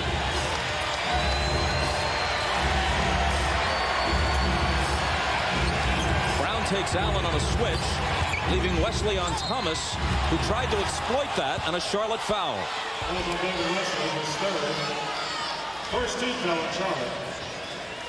There hasn't been a player that's agreed with the call this afternoon, and on the spin and the twist as David Wesley reaches across, he's thinking he got all ball, and Tim Thomas goes to the line.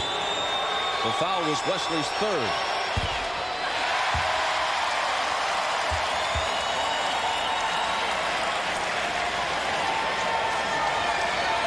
Thomas is 6'10". Wesley is sturdy 6'1". As soon as Wesley took Thomas on the switch, Thomas took him into the paint to draw the foul. But he can't do anything with it.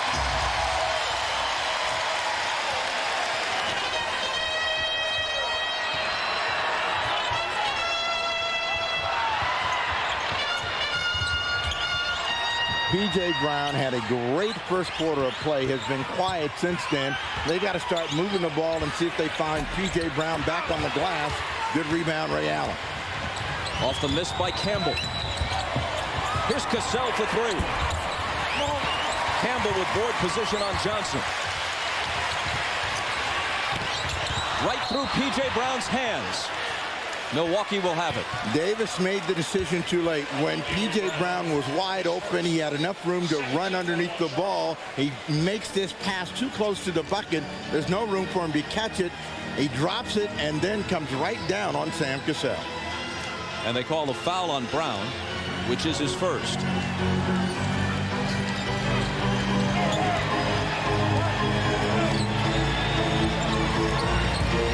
Cassell slicing through, surrounded. 8 on the shot clock.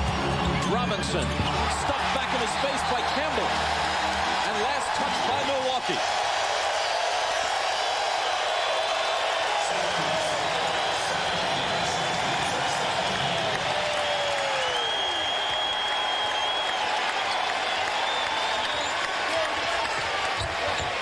The quicker you move the ball, the easier the scoring opportunity. And what happens to the Hornets when they become a jump shooting team, they have a tendency to hold on to the ball. Wesley missed. Allen's all alone. And he nails the 3. A dozen now for Ray Allen. Yeah, don't look now. Ray Allen is beginning to warm to the task, and the Bucks lead by 1. The first Milwaukee lead prompts Paul Silas to ask for time. Ray Allen, quiet for a good long stretch, hits the 3 from the corner, and Milwaukee's on top. The Houston Comets have won their 4th WNBA championship. These are quarter carats and these are half. They're beautiful. What kind of cut is that? This is a round cut. If you look hard, I'm sure you can see them. They're fantastic.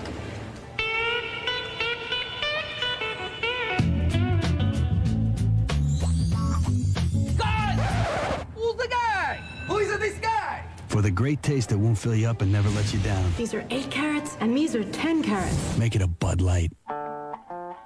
There's only one Amazon. There's only one jungle. There's only one mother. There's only one mother. There's only one past. There's only one future. There's only one Jeep Liberty.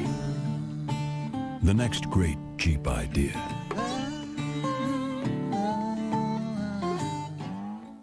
I'm going to see about a credit card. Oh, but honey. Rejected? You have no future! But I just got a great job! Run, little man! Run! What kind of bank is this? Take that! Honey, I already got us a Capital One card. 33 million people have chosen Capital One to help build their financial future. What's in your wallet? Come in, over. Where am I? On July 27th. How the hell did these monkeys get like this? From the director of Batman. Bow your head! Sleepy Hollow. Comes a world that defies the rules. And an adventure that rules the planet. Kill them all. Planet of the Apes. July 27th, only in theaters. The NBA on NBC is brought to you by Jeep Liberty, the next great Jeep idea. Jeep, there's only one. By Bud Light, for the great taste that won't fill you up and never lets you down. Make it a Bud Light. And by Capital One. What's in your wallet?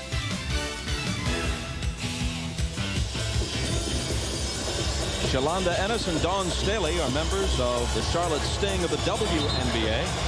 Our coverage of the WNBA begins on Memorial Day here on NBC.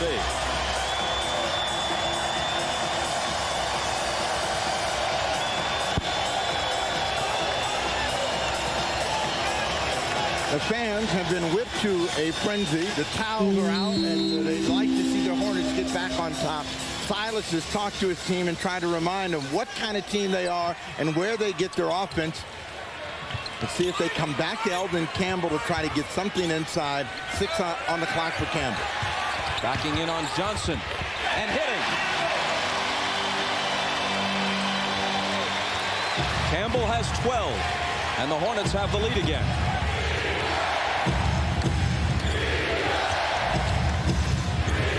Ray Allen on the baseline. He has now hit 4 out of 6 to score 9 points in this third quarter after shooting just 1 of 7 from the floor in the first half. Yeah, he's getting a little bit more room to roam. The defense is not reacting as quickly as it was to Ray Allen earlier. He's starting to make them pay, coming back to Campbell as they try to get their inside game working. Stay off the perimeter. A drive by Wesley, and he turned it over.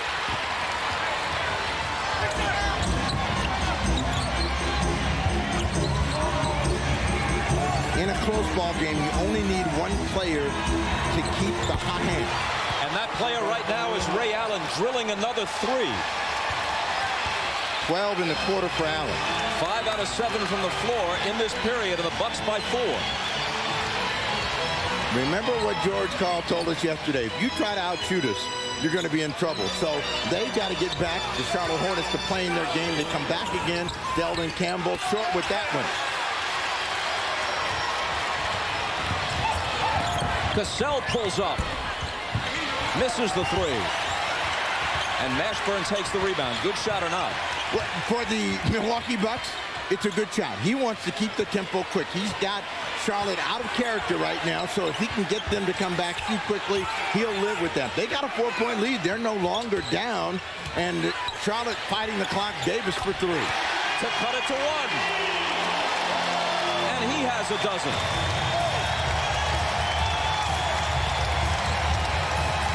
Here's Ray Allen, who has scored the last 8 Milwaukee points. I see before they were running 2 guys at him. Now they're letting him operate by himself. 1-on-1 against P.J. Brown. 8 on the clock. Allen slings it outside. Here's Cassell. 2 seconds to shoot. Can Thomas beat the buzzer? No. 24-second violation.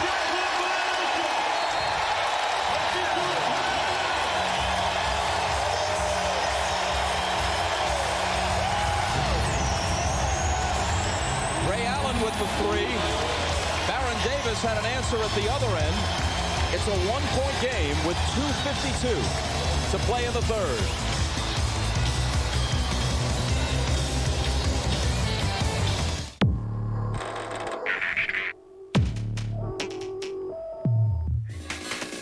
We test dehydration under extreme conditions.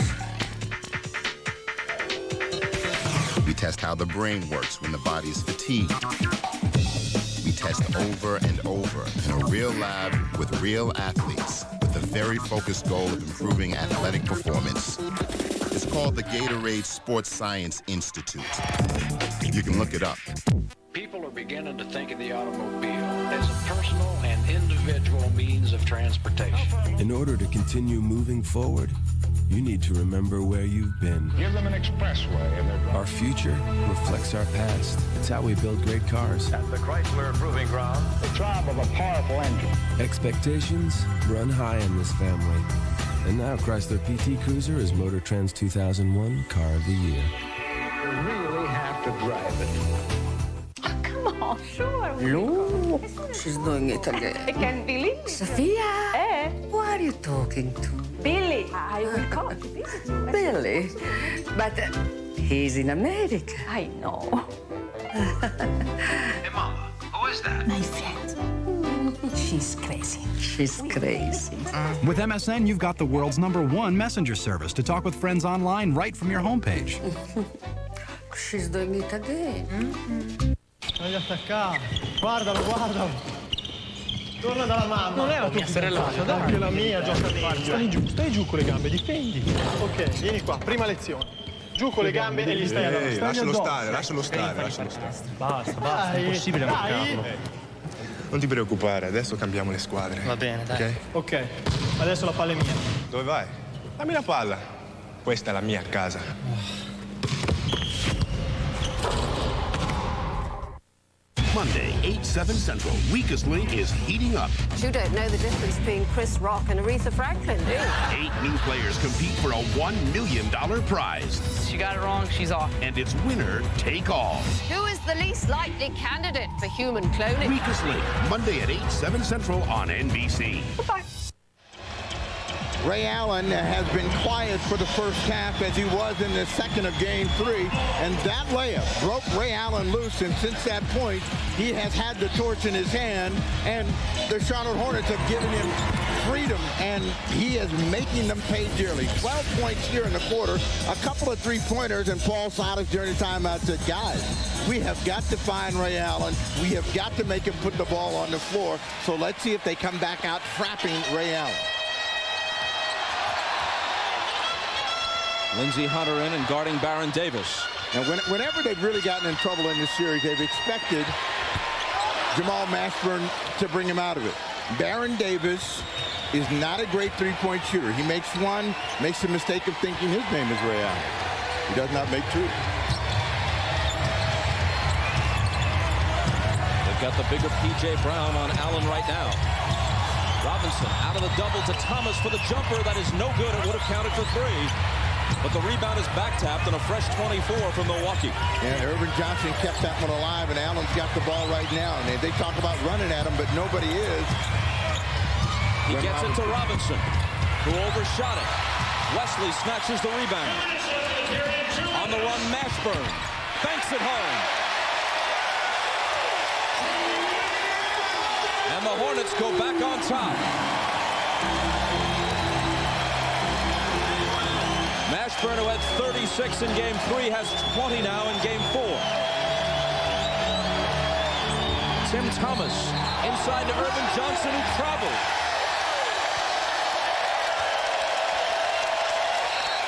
Mashburn had a difficult chore. He wanted to get to the rim, and Lindsey Hunter came underneath him, so he had to also avoid the contact that might get him a charge and get the hoop up to the task. Again, let's see if they get the ball back in the hands of Mashburn. McGlory is in the ball game, replacing Eldon Campbell. They're not going to give him a chance to go one-on-one against Scott Williams.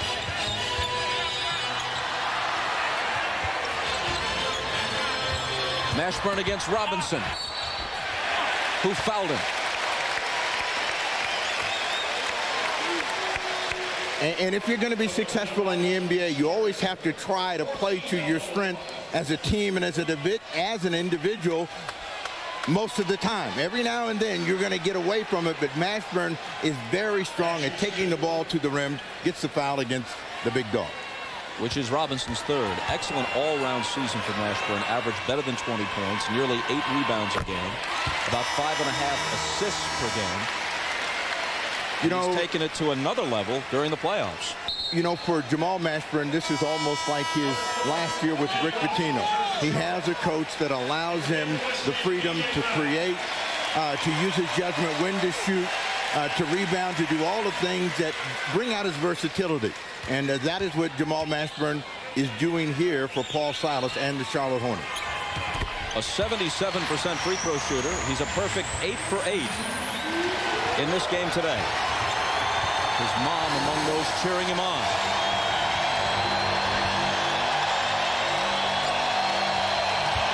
Robinson takes on almost the entire Hornet defense. The basket will not count. Interference after the dunk attempt, popped back out. Well, one thing, the dog cannot get the dunk to go today. He goes with two hands that time. It still hit the rim. He held onto the rim with the right hand and then tried to reach around and tap it back in with the left. Well, it may win you style points, but is not permissible. Mashburn. Against two defenders, he misses. Rebound swatted around, and there's a foul on Charlotte. You get one more opportunity at the quick drive and the power effort by the big dog. Now he's hanging on the rim, comes back with the other hand, and they say no. The foul on the rebound goes against Otis Thorpe. It's his second. Eddie Robinson in the ball game will defend against Ray Allen. They run it Allen. Here's Jason Caffey. Williams is open. And the two former Chicago Bulls combine on that one. Caffey the assist and Williams the basket. He did it against Indiana last year. He's proving again you cannot leave him open. Scott Williams makes another big shot. 12 on the clock for Davis. Baron Davis to the left hand. Count it, plus the foul.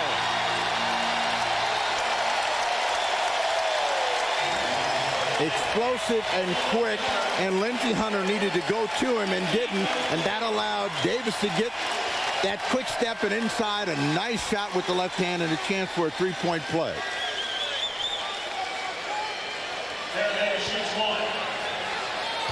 Baron Davis, the number 3 overall pick prior to last season, completes the three-point play.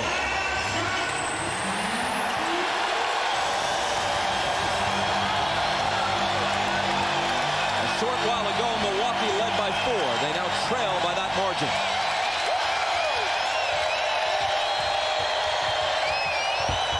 Allen's pass is deflected. Davis wins the race, fires to beat the horn, and it's short. That might have very nearly blown the roof off the Hive and sent all the Hornets buzzing out into the Charlotte afternoon. A 4-point game heading to the 4th. You're watching the NBA playoffs on NBC. Okay, Magical Union Local 232 is now in session. The issue, the magic shortage. Now, somebody here has been exceeding their magic supply. It's the genie! We suspect the genie. Order! If it's not us, then who? It's the new guy! Introducing the all-new Chrysler minivans. From the most affordable to the most luxurious, they have all the magic. I guess it out, people. Have a How do you define excellence? Is it creativity? What about dominance? Or is it a constant ability to amaze and inspire? Maybe it's just about stepping into the spotlight and rising to the moment and letting history take care of the rest. The NBA playoffs, it's all good. It's the new Saturday Night Live Mother's Day special tonight on NBC. All I want to know is how fast can this puppy go? Let's go see. Tell me, can you read the speedometer? No! Why? Because my head is pinned to the window! Does that answer your question? Yes! Ford Focus, saving you some G's with 2.9 financing plus $500 cash from your Northern Indiana Ford store. Can we stop now? We did.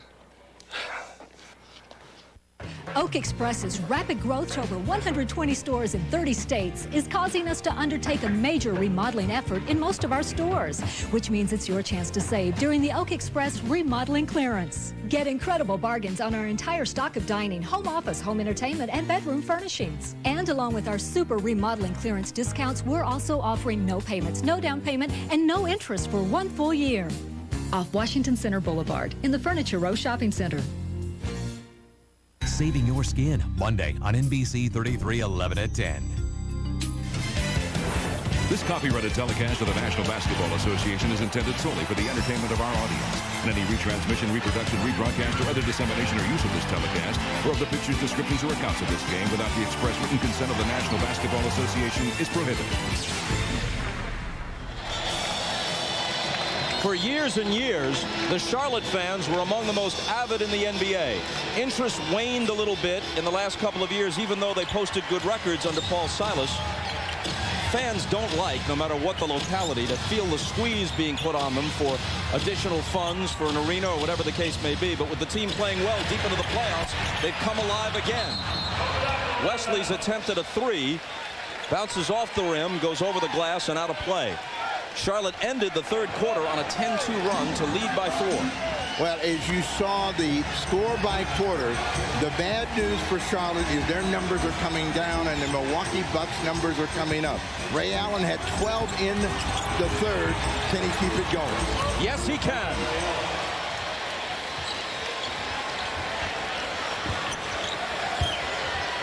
He has 19. So it is Allen picking up the slack for his team. Mashburn is going to have to continue to carry the torch for the Hornets. 10 on the clock for David Wesley. Here's Mashburn, 3 seconds to shoot. It spins out. Nice rebound by Robinson, but he can't finish it. Hustling play by Eddie Robinson, but no result. And at the other end, it's Glenn Robinson, who ties the game at 70. It's been a tough half for, I should say, a tough afternoon for the big dog in terms of dunking the ball. So if he goes back to his money, which is the jump shot, he could have a big finish as well. Mashburn backing in against Robinson, who got the ball and blocked it out of bounds. Robinson not noted for his defense, but read that one perfectly that time as Mashburn showed the ball a little bit too soon. 6 on the clock. Eddie Robinson fires off the inbound and misses. Lindsey Hunter chases the rebound down. Ray Allen for 3. Badly off the mark with that, but Jason Caffey, another hustling play. It didn't hit the rim, so the shot clock keeps ticking down to 8 now. It doesn't matter. Evidently not. And they get a fresh 24 on Williams' rebound. They don't use much of that as he misfires on the jumper. You know, George Karl was telling us yesterday, one of the things that a coach has to do in the modern NBA is take a look at his personnel and shelve many of his theories. This may not be what he learned from Dean Smith. It's not the kind of team he had in Seattle where he could always count on them for a defensive stop. But they are a great jump shooting team. And over the course of time, if you let them go with the flow of the game, as long as they have a reasonable feel for it, this is the way they're best able to win. Yeah, you know, you live with the jumper, you die by it, but he's got some big shot makers over there, and they'll go through droughts, but they'll come up with some big numbers. Glenn Robinson sitting down, Tim Thomas back in the ball game. So really, Tim Thomas now has to pick up some offensive energy for Robinson and Cassell, who are both on the bench. Foul on Jason Caffey is 3rd, and the pass eludes Wesley. Baron Davis trying to hit him cutting to the bucket. Milwaukee gets it back. Baron Davis thought that David Wesley was looking for this, but the pass was a little bit too far underneath the hoop anyway. Had he caught it, he would have been out of bounds.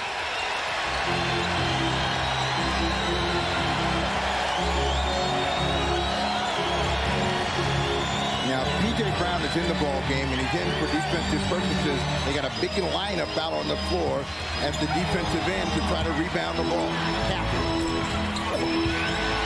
And the rebound to the veteran Otis Thorpe. Now that means points have to come from Davis and Wesley in transition, and then they're going to try to come inside, get a foul against Scott Williams coming through the back of Otis Score. And if you're George Karl, you're telling your guys, hey, let's not get in the penalty early. This team is struggling to score. We've got them under control. Let's not give them anything easy. Second team foul of this fourth quarter from Milwaukee. Charlotte doesn't have one yet. Wesley had it knocked away. Now Davis has it back. 6 on the clock. Baron Davis struggling with it. Campbell had to try to beat the clock as he scooped it up and missed the jumper. Ray Allen was wide open over there. Everybody in the Charlotte bench jumped up. They finally get him covered. Looking for the mismatch with Cappy. Tim Thomas traveled. Shuffled his feet as he received the pass. A timeout with 8:39 remaining in a tie game. Sixers, Raptors, then Lakers, Kings. The playoffs continue next.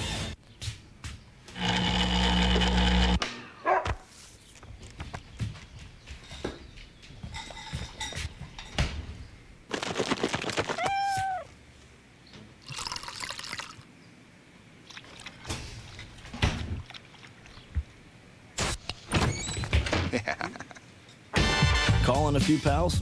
Grab a Miller Lite. It's Miller time. Hey, guys. Hanging out? I'll hang out. Come on back. That's good. Watch the truck there. Yeah, thanks to its 32-valve I-Force V8 and single-piece frame rails with 9 cross members, the Toyota Tundra can carry up to 2,000 pounds of whatever. Okay, she's loaded. Good. Now let's go back and build me some girlfriends. The Toyota Tundra, better from the ground up. Step on it, Bob. Just because you're single doesn't mean I have to be.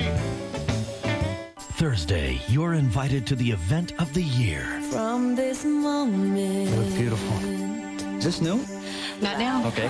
The Friends Wedding. 7 years in the making, with special guests including Kathleen Turner as Chandler's dad. Hello, all. Oh, my God. And the surprise ending that will have you talking all summer. Plus, log on to NBCI.com/friends and you could win a trip to Hawaii and a sweepstakes brought to you by Kinko's. The Friends Wedding, NBC, Thursday. Hey, Peter. Well, how's this? You pay less for every gallon of gas you buy at Mobil when you use a small business card. You know American Express. Say a fill-up is 30 gallons. You got 7 trucks. You fill them up a couple of times a week. You'd save over $600 a year just by using this card. So why would you pay any other way? Every year, we help small business save real money on gas, shipping, travel, and more. What can we do for your business? Call us at 1-800-SUCCESS. The NBA on NBC is brought to you by the Toyota Tundra, better from the ground up. By Miller Lite, grab a Miller Lite, it's Miller time. And by Adidas, forever sport. Bobby Phills, by all accounts, one of the more decent people in sports, was a beloved figure here.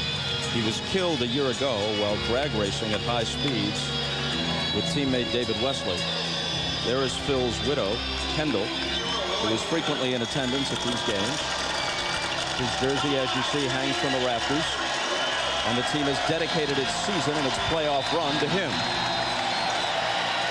Well, if they need inspiration, they need it from Bobby Phills right now. This team is shooting 33%, and the only reason they're staying in the game is because of their advantage at the free throw line. They come back to Campbell, and he looks at the official and said, I'm not that bad. I had to get 5.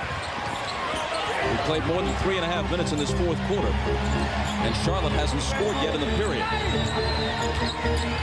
Cassell back out on the floor to give Ray Allen a breather. Tim Thomas with a tough shot that won't fall. P.J. Brown takes the rebound. Now, you know, when Paul, as I said before, whenever Paul Silas gets in trouble, he wants to go to his inside game, but he also wants to put the ball in the hands of Jamal Mashburn.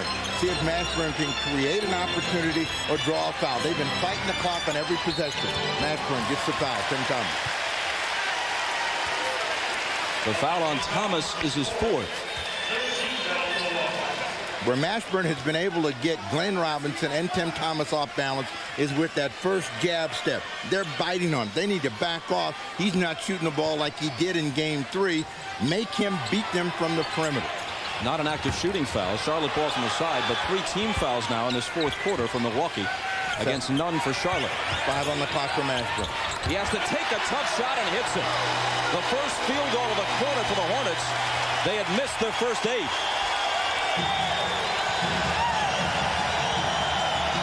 .24 for Mashburn.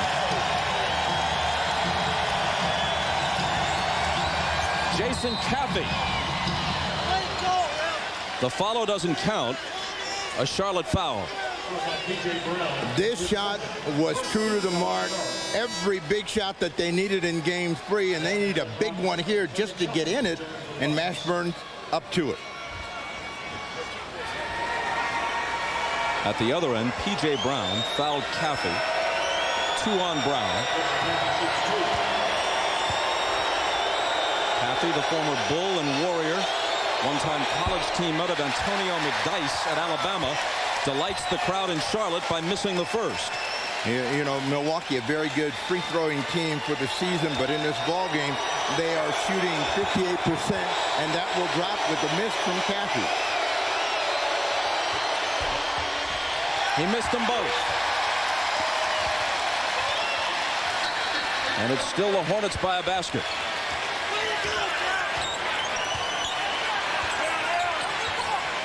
Glenn Robinson during that break came in the game, and he will now have the assignment of Mashburn against the clock again. Mashburn. Got to go. Out to Wesley. Touch pass to Davis. Just before the horn, he nails the 3. The shot clock had moved inside a second, but he got it away in time. Here's Glenn Robinson. Rejected. Caffey is there. And he's fouled as he tries to go up with the follow. Mashburn fighting the clock and nowhere to go. Wesley quickly over to Baron Davis, and every time you say he's not a three-point shooter, he comes up with a big shot. That is his 3rd this afternoon.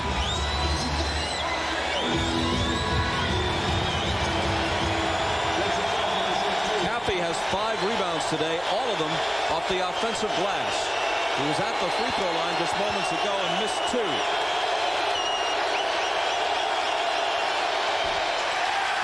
And still can't find the range. Yeah, they look worse with each effort. The first one was long. The next one hit the rim, bounced around. This one was wide right. Into the din of the crowd. 0 for 4.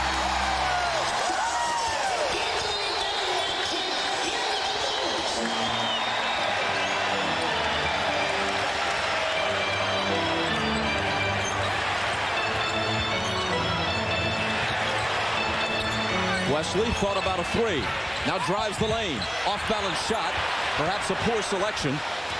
Well, they had to get a shot in the air. They were against the clock, and they turned it over. P.J. Brown, good defense against the big dog, Mashburn. P.J. Brown. The tip is good.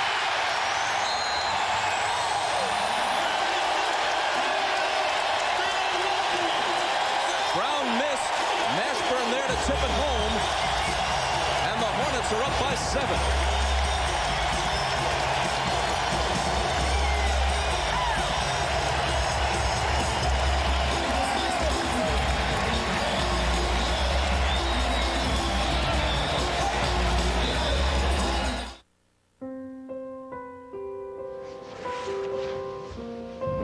There are no formulas for engineering a smooth-riding 5-link rear suspension. No instructions for designing a superior multi-alloy steel safety cage. Or the ideal 8-passenger interior. After all, you can't follow old directions when you're forging new ones. Introducing the full-size Toyota Sequoia. It's unlike anything you've experienced. The family has always put in the forefront to protect the quality and the standards set by Adolphus Busch. The deep sense of pride that my grandfather taught me that my father continues to teach me. I think he would be very happy that the generations of his family have practiced what he taught us. Every day, new content gets created. But how can you get your hands on it? There's a place where ideas take shape and inspiration gets packaged. Where companies get the dynamic content they need to dramatically impact their websites.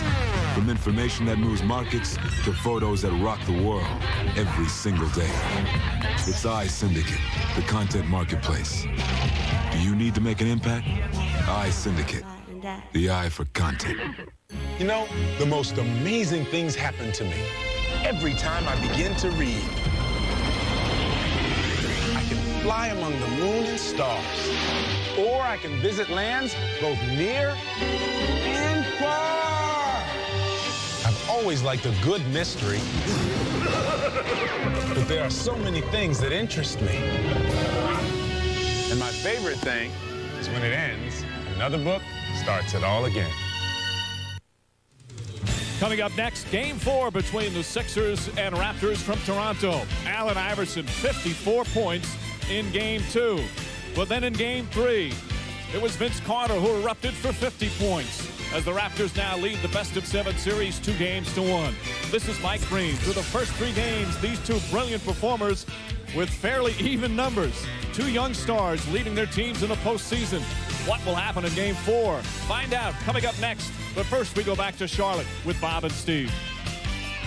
You know what's going to be interesting in that ball game is which team shows nervousness and tentative play. Philadelphia, in order to win, has to really be aggressive. And, you know, the Toronto Raptors are a jump shooting team, but they also have to show some poise in their shot selection. In the last minute and a half, Charlotte scored 7 unanswered points. During that time, Jason Caffey was 0 for 4 at the free throw line, which could have slowed the Hornets' momentum a bit had he been able to hit them. Here's Sam Cassell. 20 points in Game 1. Didn't shoot very well at all in Games 2 and 3, but that will never discourage him. Now, Sam, you know, he's a big shot maker. There's an example of one. He's been struggling with 3 for 10 up to that point. Wide open, makes another one. Mashburn back on the monster mash. Another big hoop for Mashburn, 6 in the quarter. 28 in the game for Mashburn. Cassell always brimming with confidence to the point of bravado. Brings it across. Slices into the lane. Here's Ray Allen. Pumped up a 3 and missed it. Loose ball battle. And Charlotte got it and called time.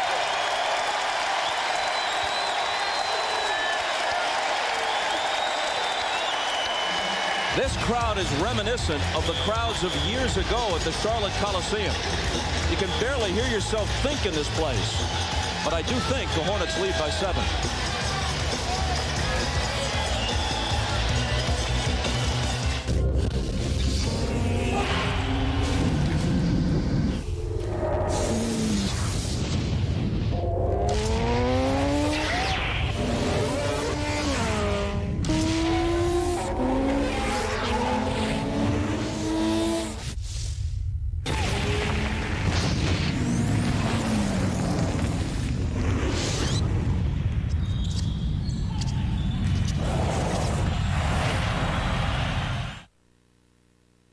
The new version of Oracle will make your website 3 times faster, or we'll give you $1 million.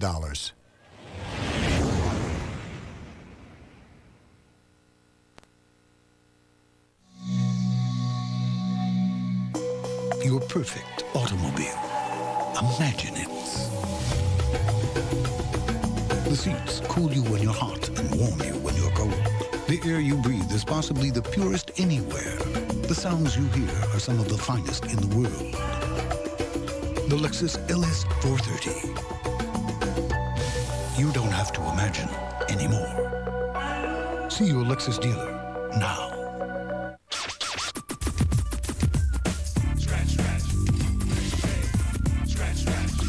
Play the Millionaire game at McDonald's. There's cash on every card. $1 to $1 million. Can you find it? We love to see you smile. Well, it's that time of year again, and you're stuck in the heat watching the mercury rise. Want to make sure that doesn't happen to your summer?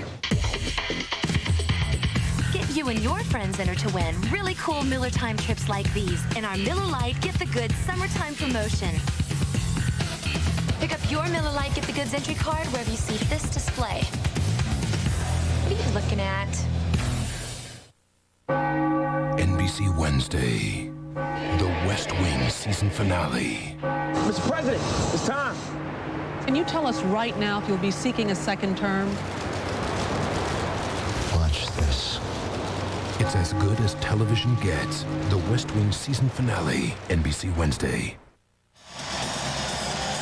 As we look at Ray Allen and the Milwaukee Bucks, as they have been shouted down by the Hive, the guy that is carrying the torch is Jamal Mashburn. The knock against Mashburn in previous playoff games has been his inability to step up and handle the big moment. He's answering this afternoon. 9 on the clock for Mashburn. He spins around Robinson. Another beautiful hoop, and he's got 30. Mashburn appeared to have been poked in the eye. He's squinting a little bit as he gets back on defense. Well, he told Paul Silas, I got hit in the eye, get me out. And Silas said, I can't get you out.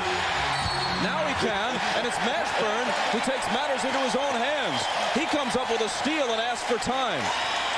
This is a terrific move by Mashburn, spinning away from the defense. Tough angle, it drops, but he has really given this team a lift here in the fourth quarter. You see the eye as he gets hit in the eye by Irvin Johnson, and then he is slow to come back.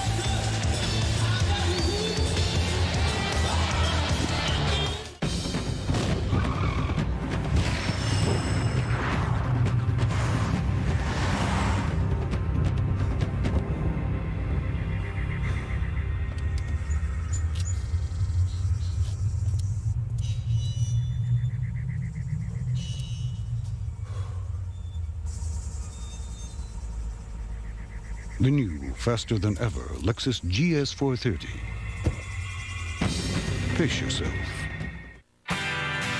It's not where you come from. It's where you're going. It's not what you drive. It's what drives you. It's not what's on you. It's what's in you.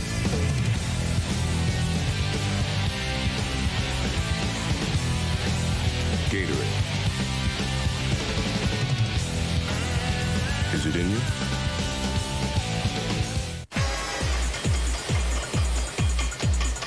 Hey, it's time to clean up your act with new Edge Clean Shave Gel. Edge Clean's got a built-in facial cleanser. It helps lift dirt and oil from your face to the foam, cleaning while you shave.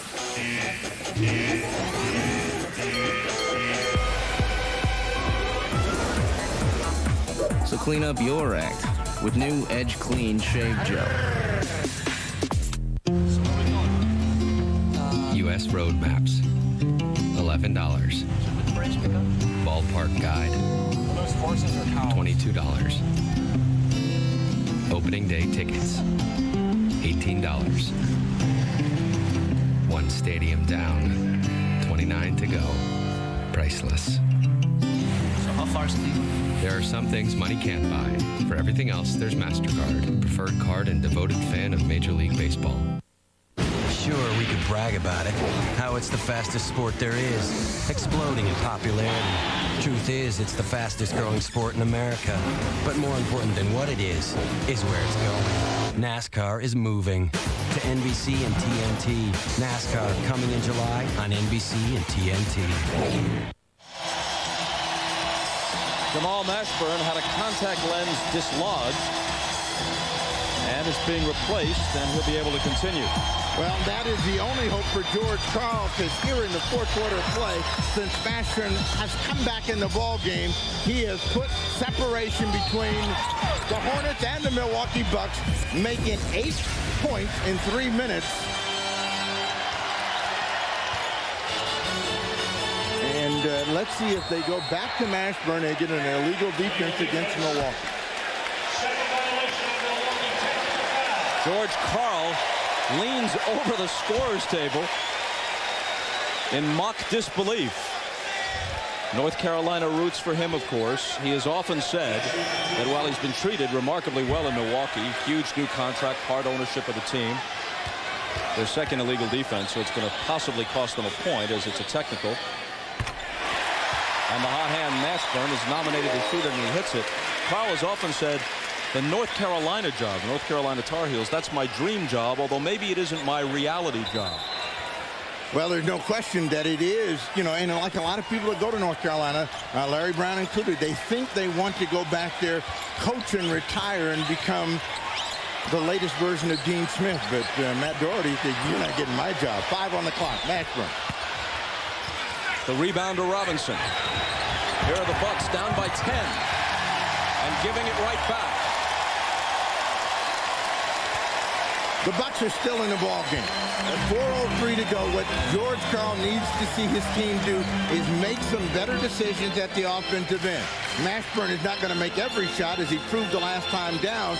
But if you're Paul Silas, you keep the ball in his hands. You make them react to the excellence that he has thrown at them over the last 3 minutes. P.J. Brown. Still a 10-point game as Thomas rebounds. Glenn Robinson trying to split 2 defenders. It's slapped away.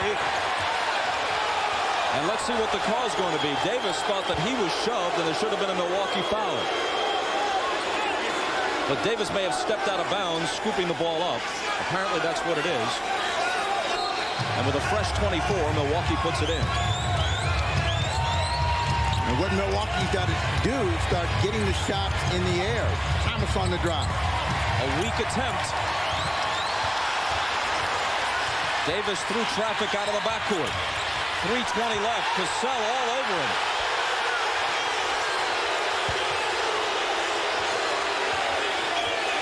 Fans screaming for the foul on Sam. They don't get it. Knocked away with 7 on the shot clock. 3:08 on the game clock. The Bucks have scored 1 field goal in the last 7.5 minutes. And a lot of it has to do with decision-making along with their shot selection. 6 on the clock for David Wesley.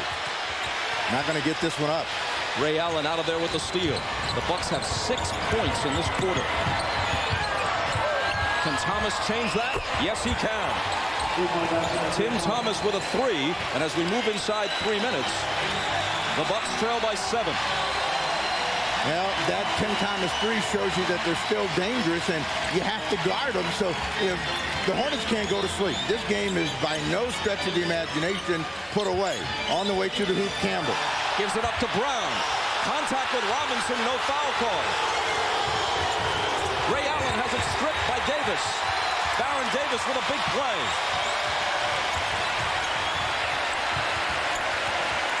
Trying to trap him, Sam Cassell, and they finally call Sam for a foul. And Joe Crawford is eyeing Cassell, who gave him that wave of derision as if to say, you know, Sam, if this weren't a playoff game, I might tee you up right now. That's 5 on Cassell. Well, remember how Joe Crawford started the ball game off in Sacramento. Double technical right away, and his thought was, let's clean this up right away and get it over with. Turnover. Cassell with the steal, and Campbell fouls him. And both teams feeling a little pressure, a little fatigue.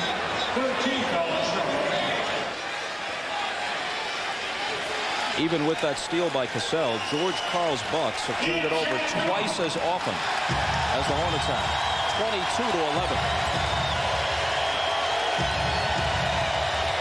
Neither team over the limit yet. Here's Allen. Lost it again. Mashburn ahead to Davis, and Baron Davis lays it in.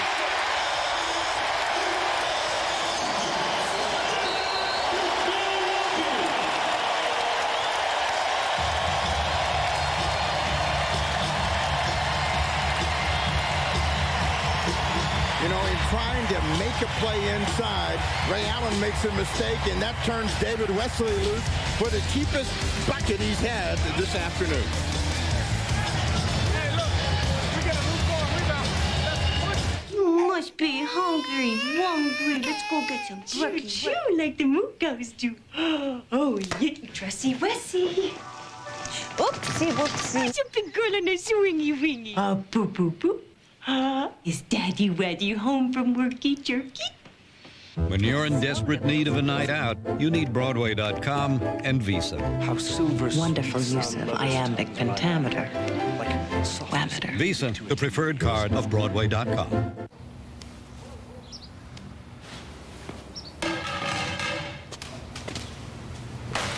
Game 7.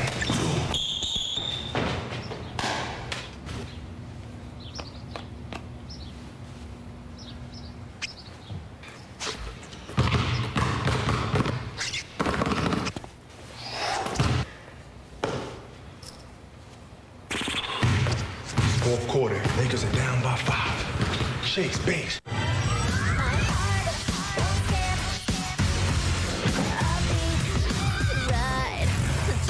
Enjoy the ride. Don't need a reason why. Everything's alright.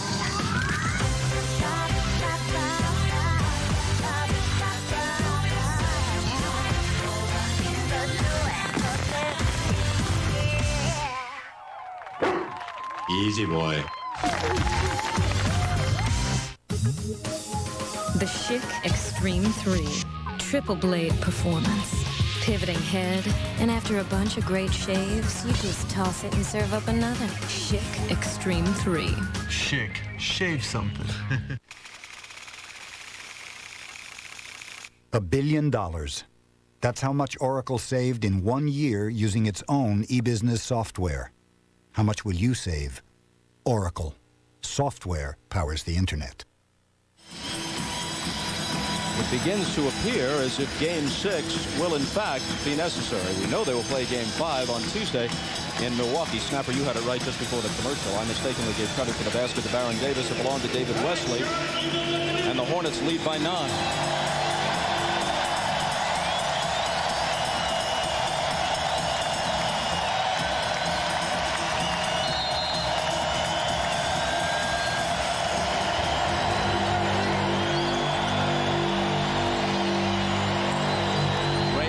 P.J. Brown, and another Milwaukee turnover as it skips by Thomas.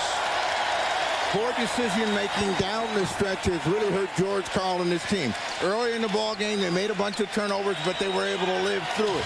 They don't have enough time. 24 turnovers to 11, and the great play of Mashburn here in the fourth quarter is the difference. Here he is again. Wow. Tim Thomas got a clean piece of it, and it goes out of bounds off the Hornets. Excellent defensive play by Thomas. Thomas and Irvin Johnson, they both made blocks. It's a double block, and Mashburn gets nothing, but he tips that one and keeps it alive. Now Baron Davis looking to slow it down. Everybody up at the Charlotte Coliseum. Ticking down toward a minute. Eldon Campbell had it ripped away by Big Dog Robinson. The clock against the Bucks. Robinson on the move. Blocked by P.J. Brown. It has been a tough afternoon for the Big Dog whenever he's gone through the drive. Normally a 20-plus scorer. He's been held to 14. Moving toward half a minute. Mashburn for 3.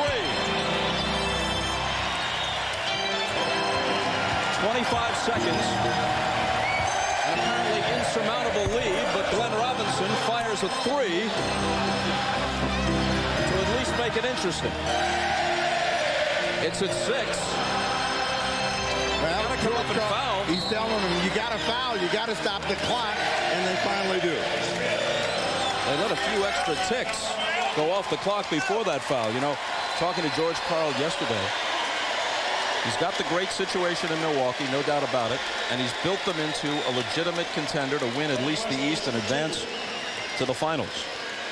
But he does have the clause in the contract that says if North Carolina ever comes calling, you can't deny me permission to talk to them, as I was denied the last time around. He says it galls me that Duke has won the 3 titles under Krzyzewski. He says, look, if Doherty wants to call me, help with coaching, help with recruiting, I'll do anything to set things back how they should be in the state of North Carolina. Robinson again. Can't hit his second three-pointer in a row. And that'll do it.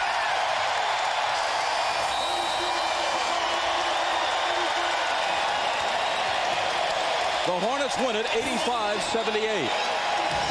The home team has won all 4 games in this series. If that's any comfort to the Bucks, in what now becomes a best 2 out of 3, they've got games 5 and 7, if necessary, on their home floor.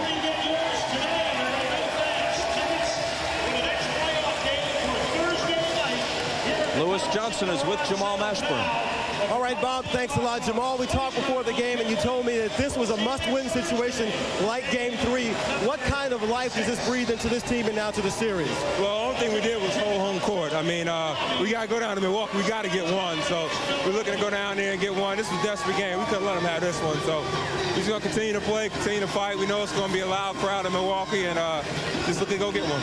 In the first half, Milwaukee struggled with 12 turnovers. Tell me about your defense there, in particular how you frustrated Ray Allen and Sam Cassell. Well, we really just tried to fly at them, really, and just make them think about us and make them contest our shots, contest their shots, I should say. But, you know, they're great players, man. They're hard to keep down, and they're always in the game. There seems to be nothing like being at home with the fans and Mother's Day and having your mom, Helen, on the sideline. How special was that? Yeah, it's real special. I'm glad she's up and about and was able to come out here and support the Charlotte Hornets, and good Mother's Day present, I should say. And by the way, she was very secretive on the plans for this evening. I don't know what you guys are doing, but she didn't tell us at all. Congratulations. Thanks a lot. I appreciate it. Thanks. All right, Bob. All right, Lewis, one way or another, they should be celebrating 31 points and 8 boards for Jamal Mashburn. And again, the Hornets did the job on the big 3. Even though Ray Allen had an excellent third quarter, he wound up shooting just 7 for 17, had 19 points. Glenn Robinson was 7 of 19 for 17 points, and Sam Cassell had 8 points and 4 assists. Once again, the final score from Charlotte. The Hornets 85 and the Bucks 78 to even the best-of-7 series at 2 games apiece. Shortly, we'll be joining Game 4 between the 76ers and the Raptors. Toronto has the 2-1 edge in that series. That comes up after these messages. For Steve Snapper Jones and Lewis Johnson, I'm Bob Costas. And from the Hive in Charlotte, so long. You're watching the NBA playoffs on NBC.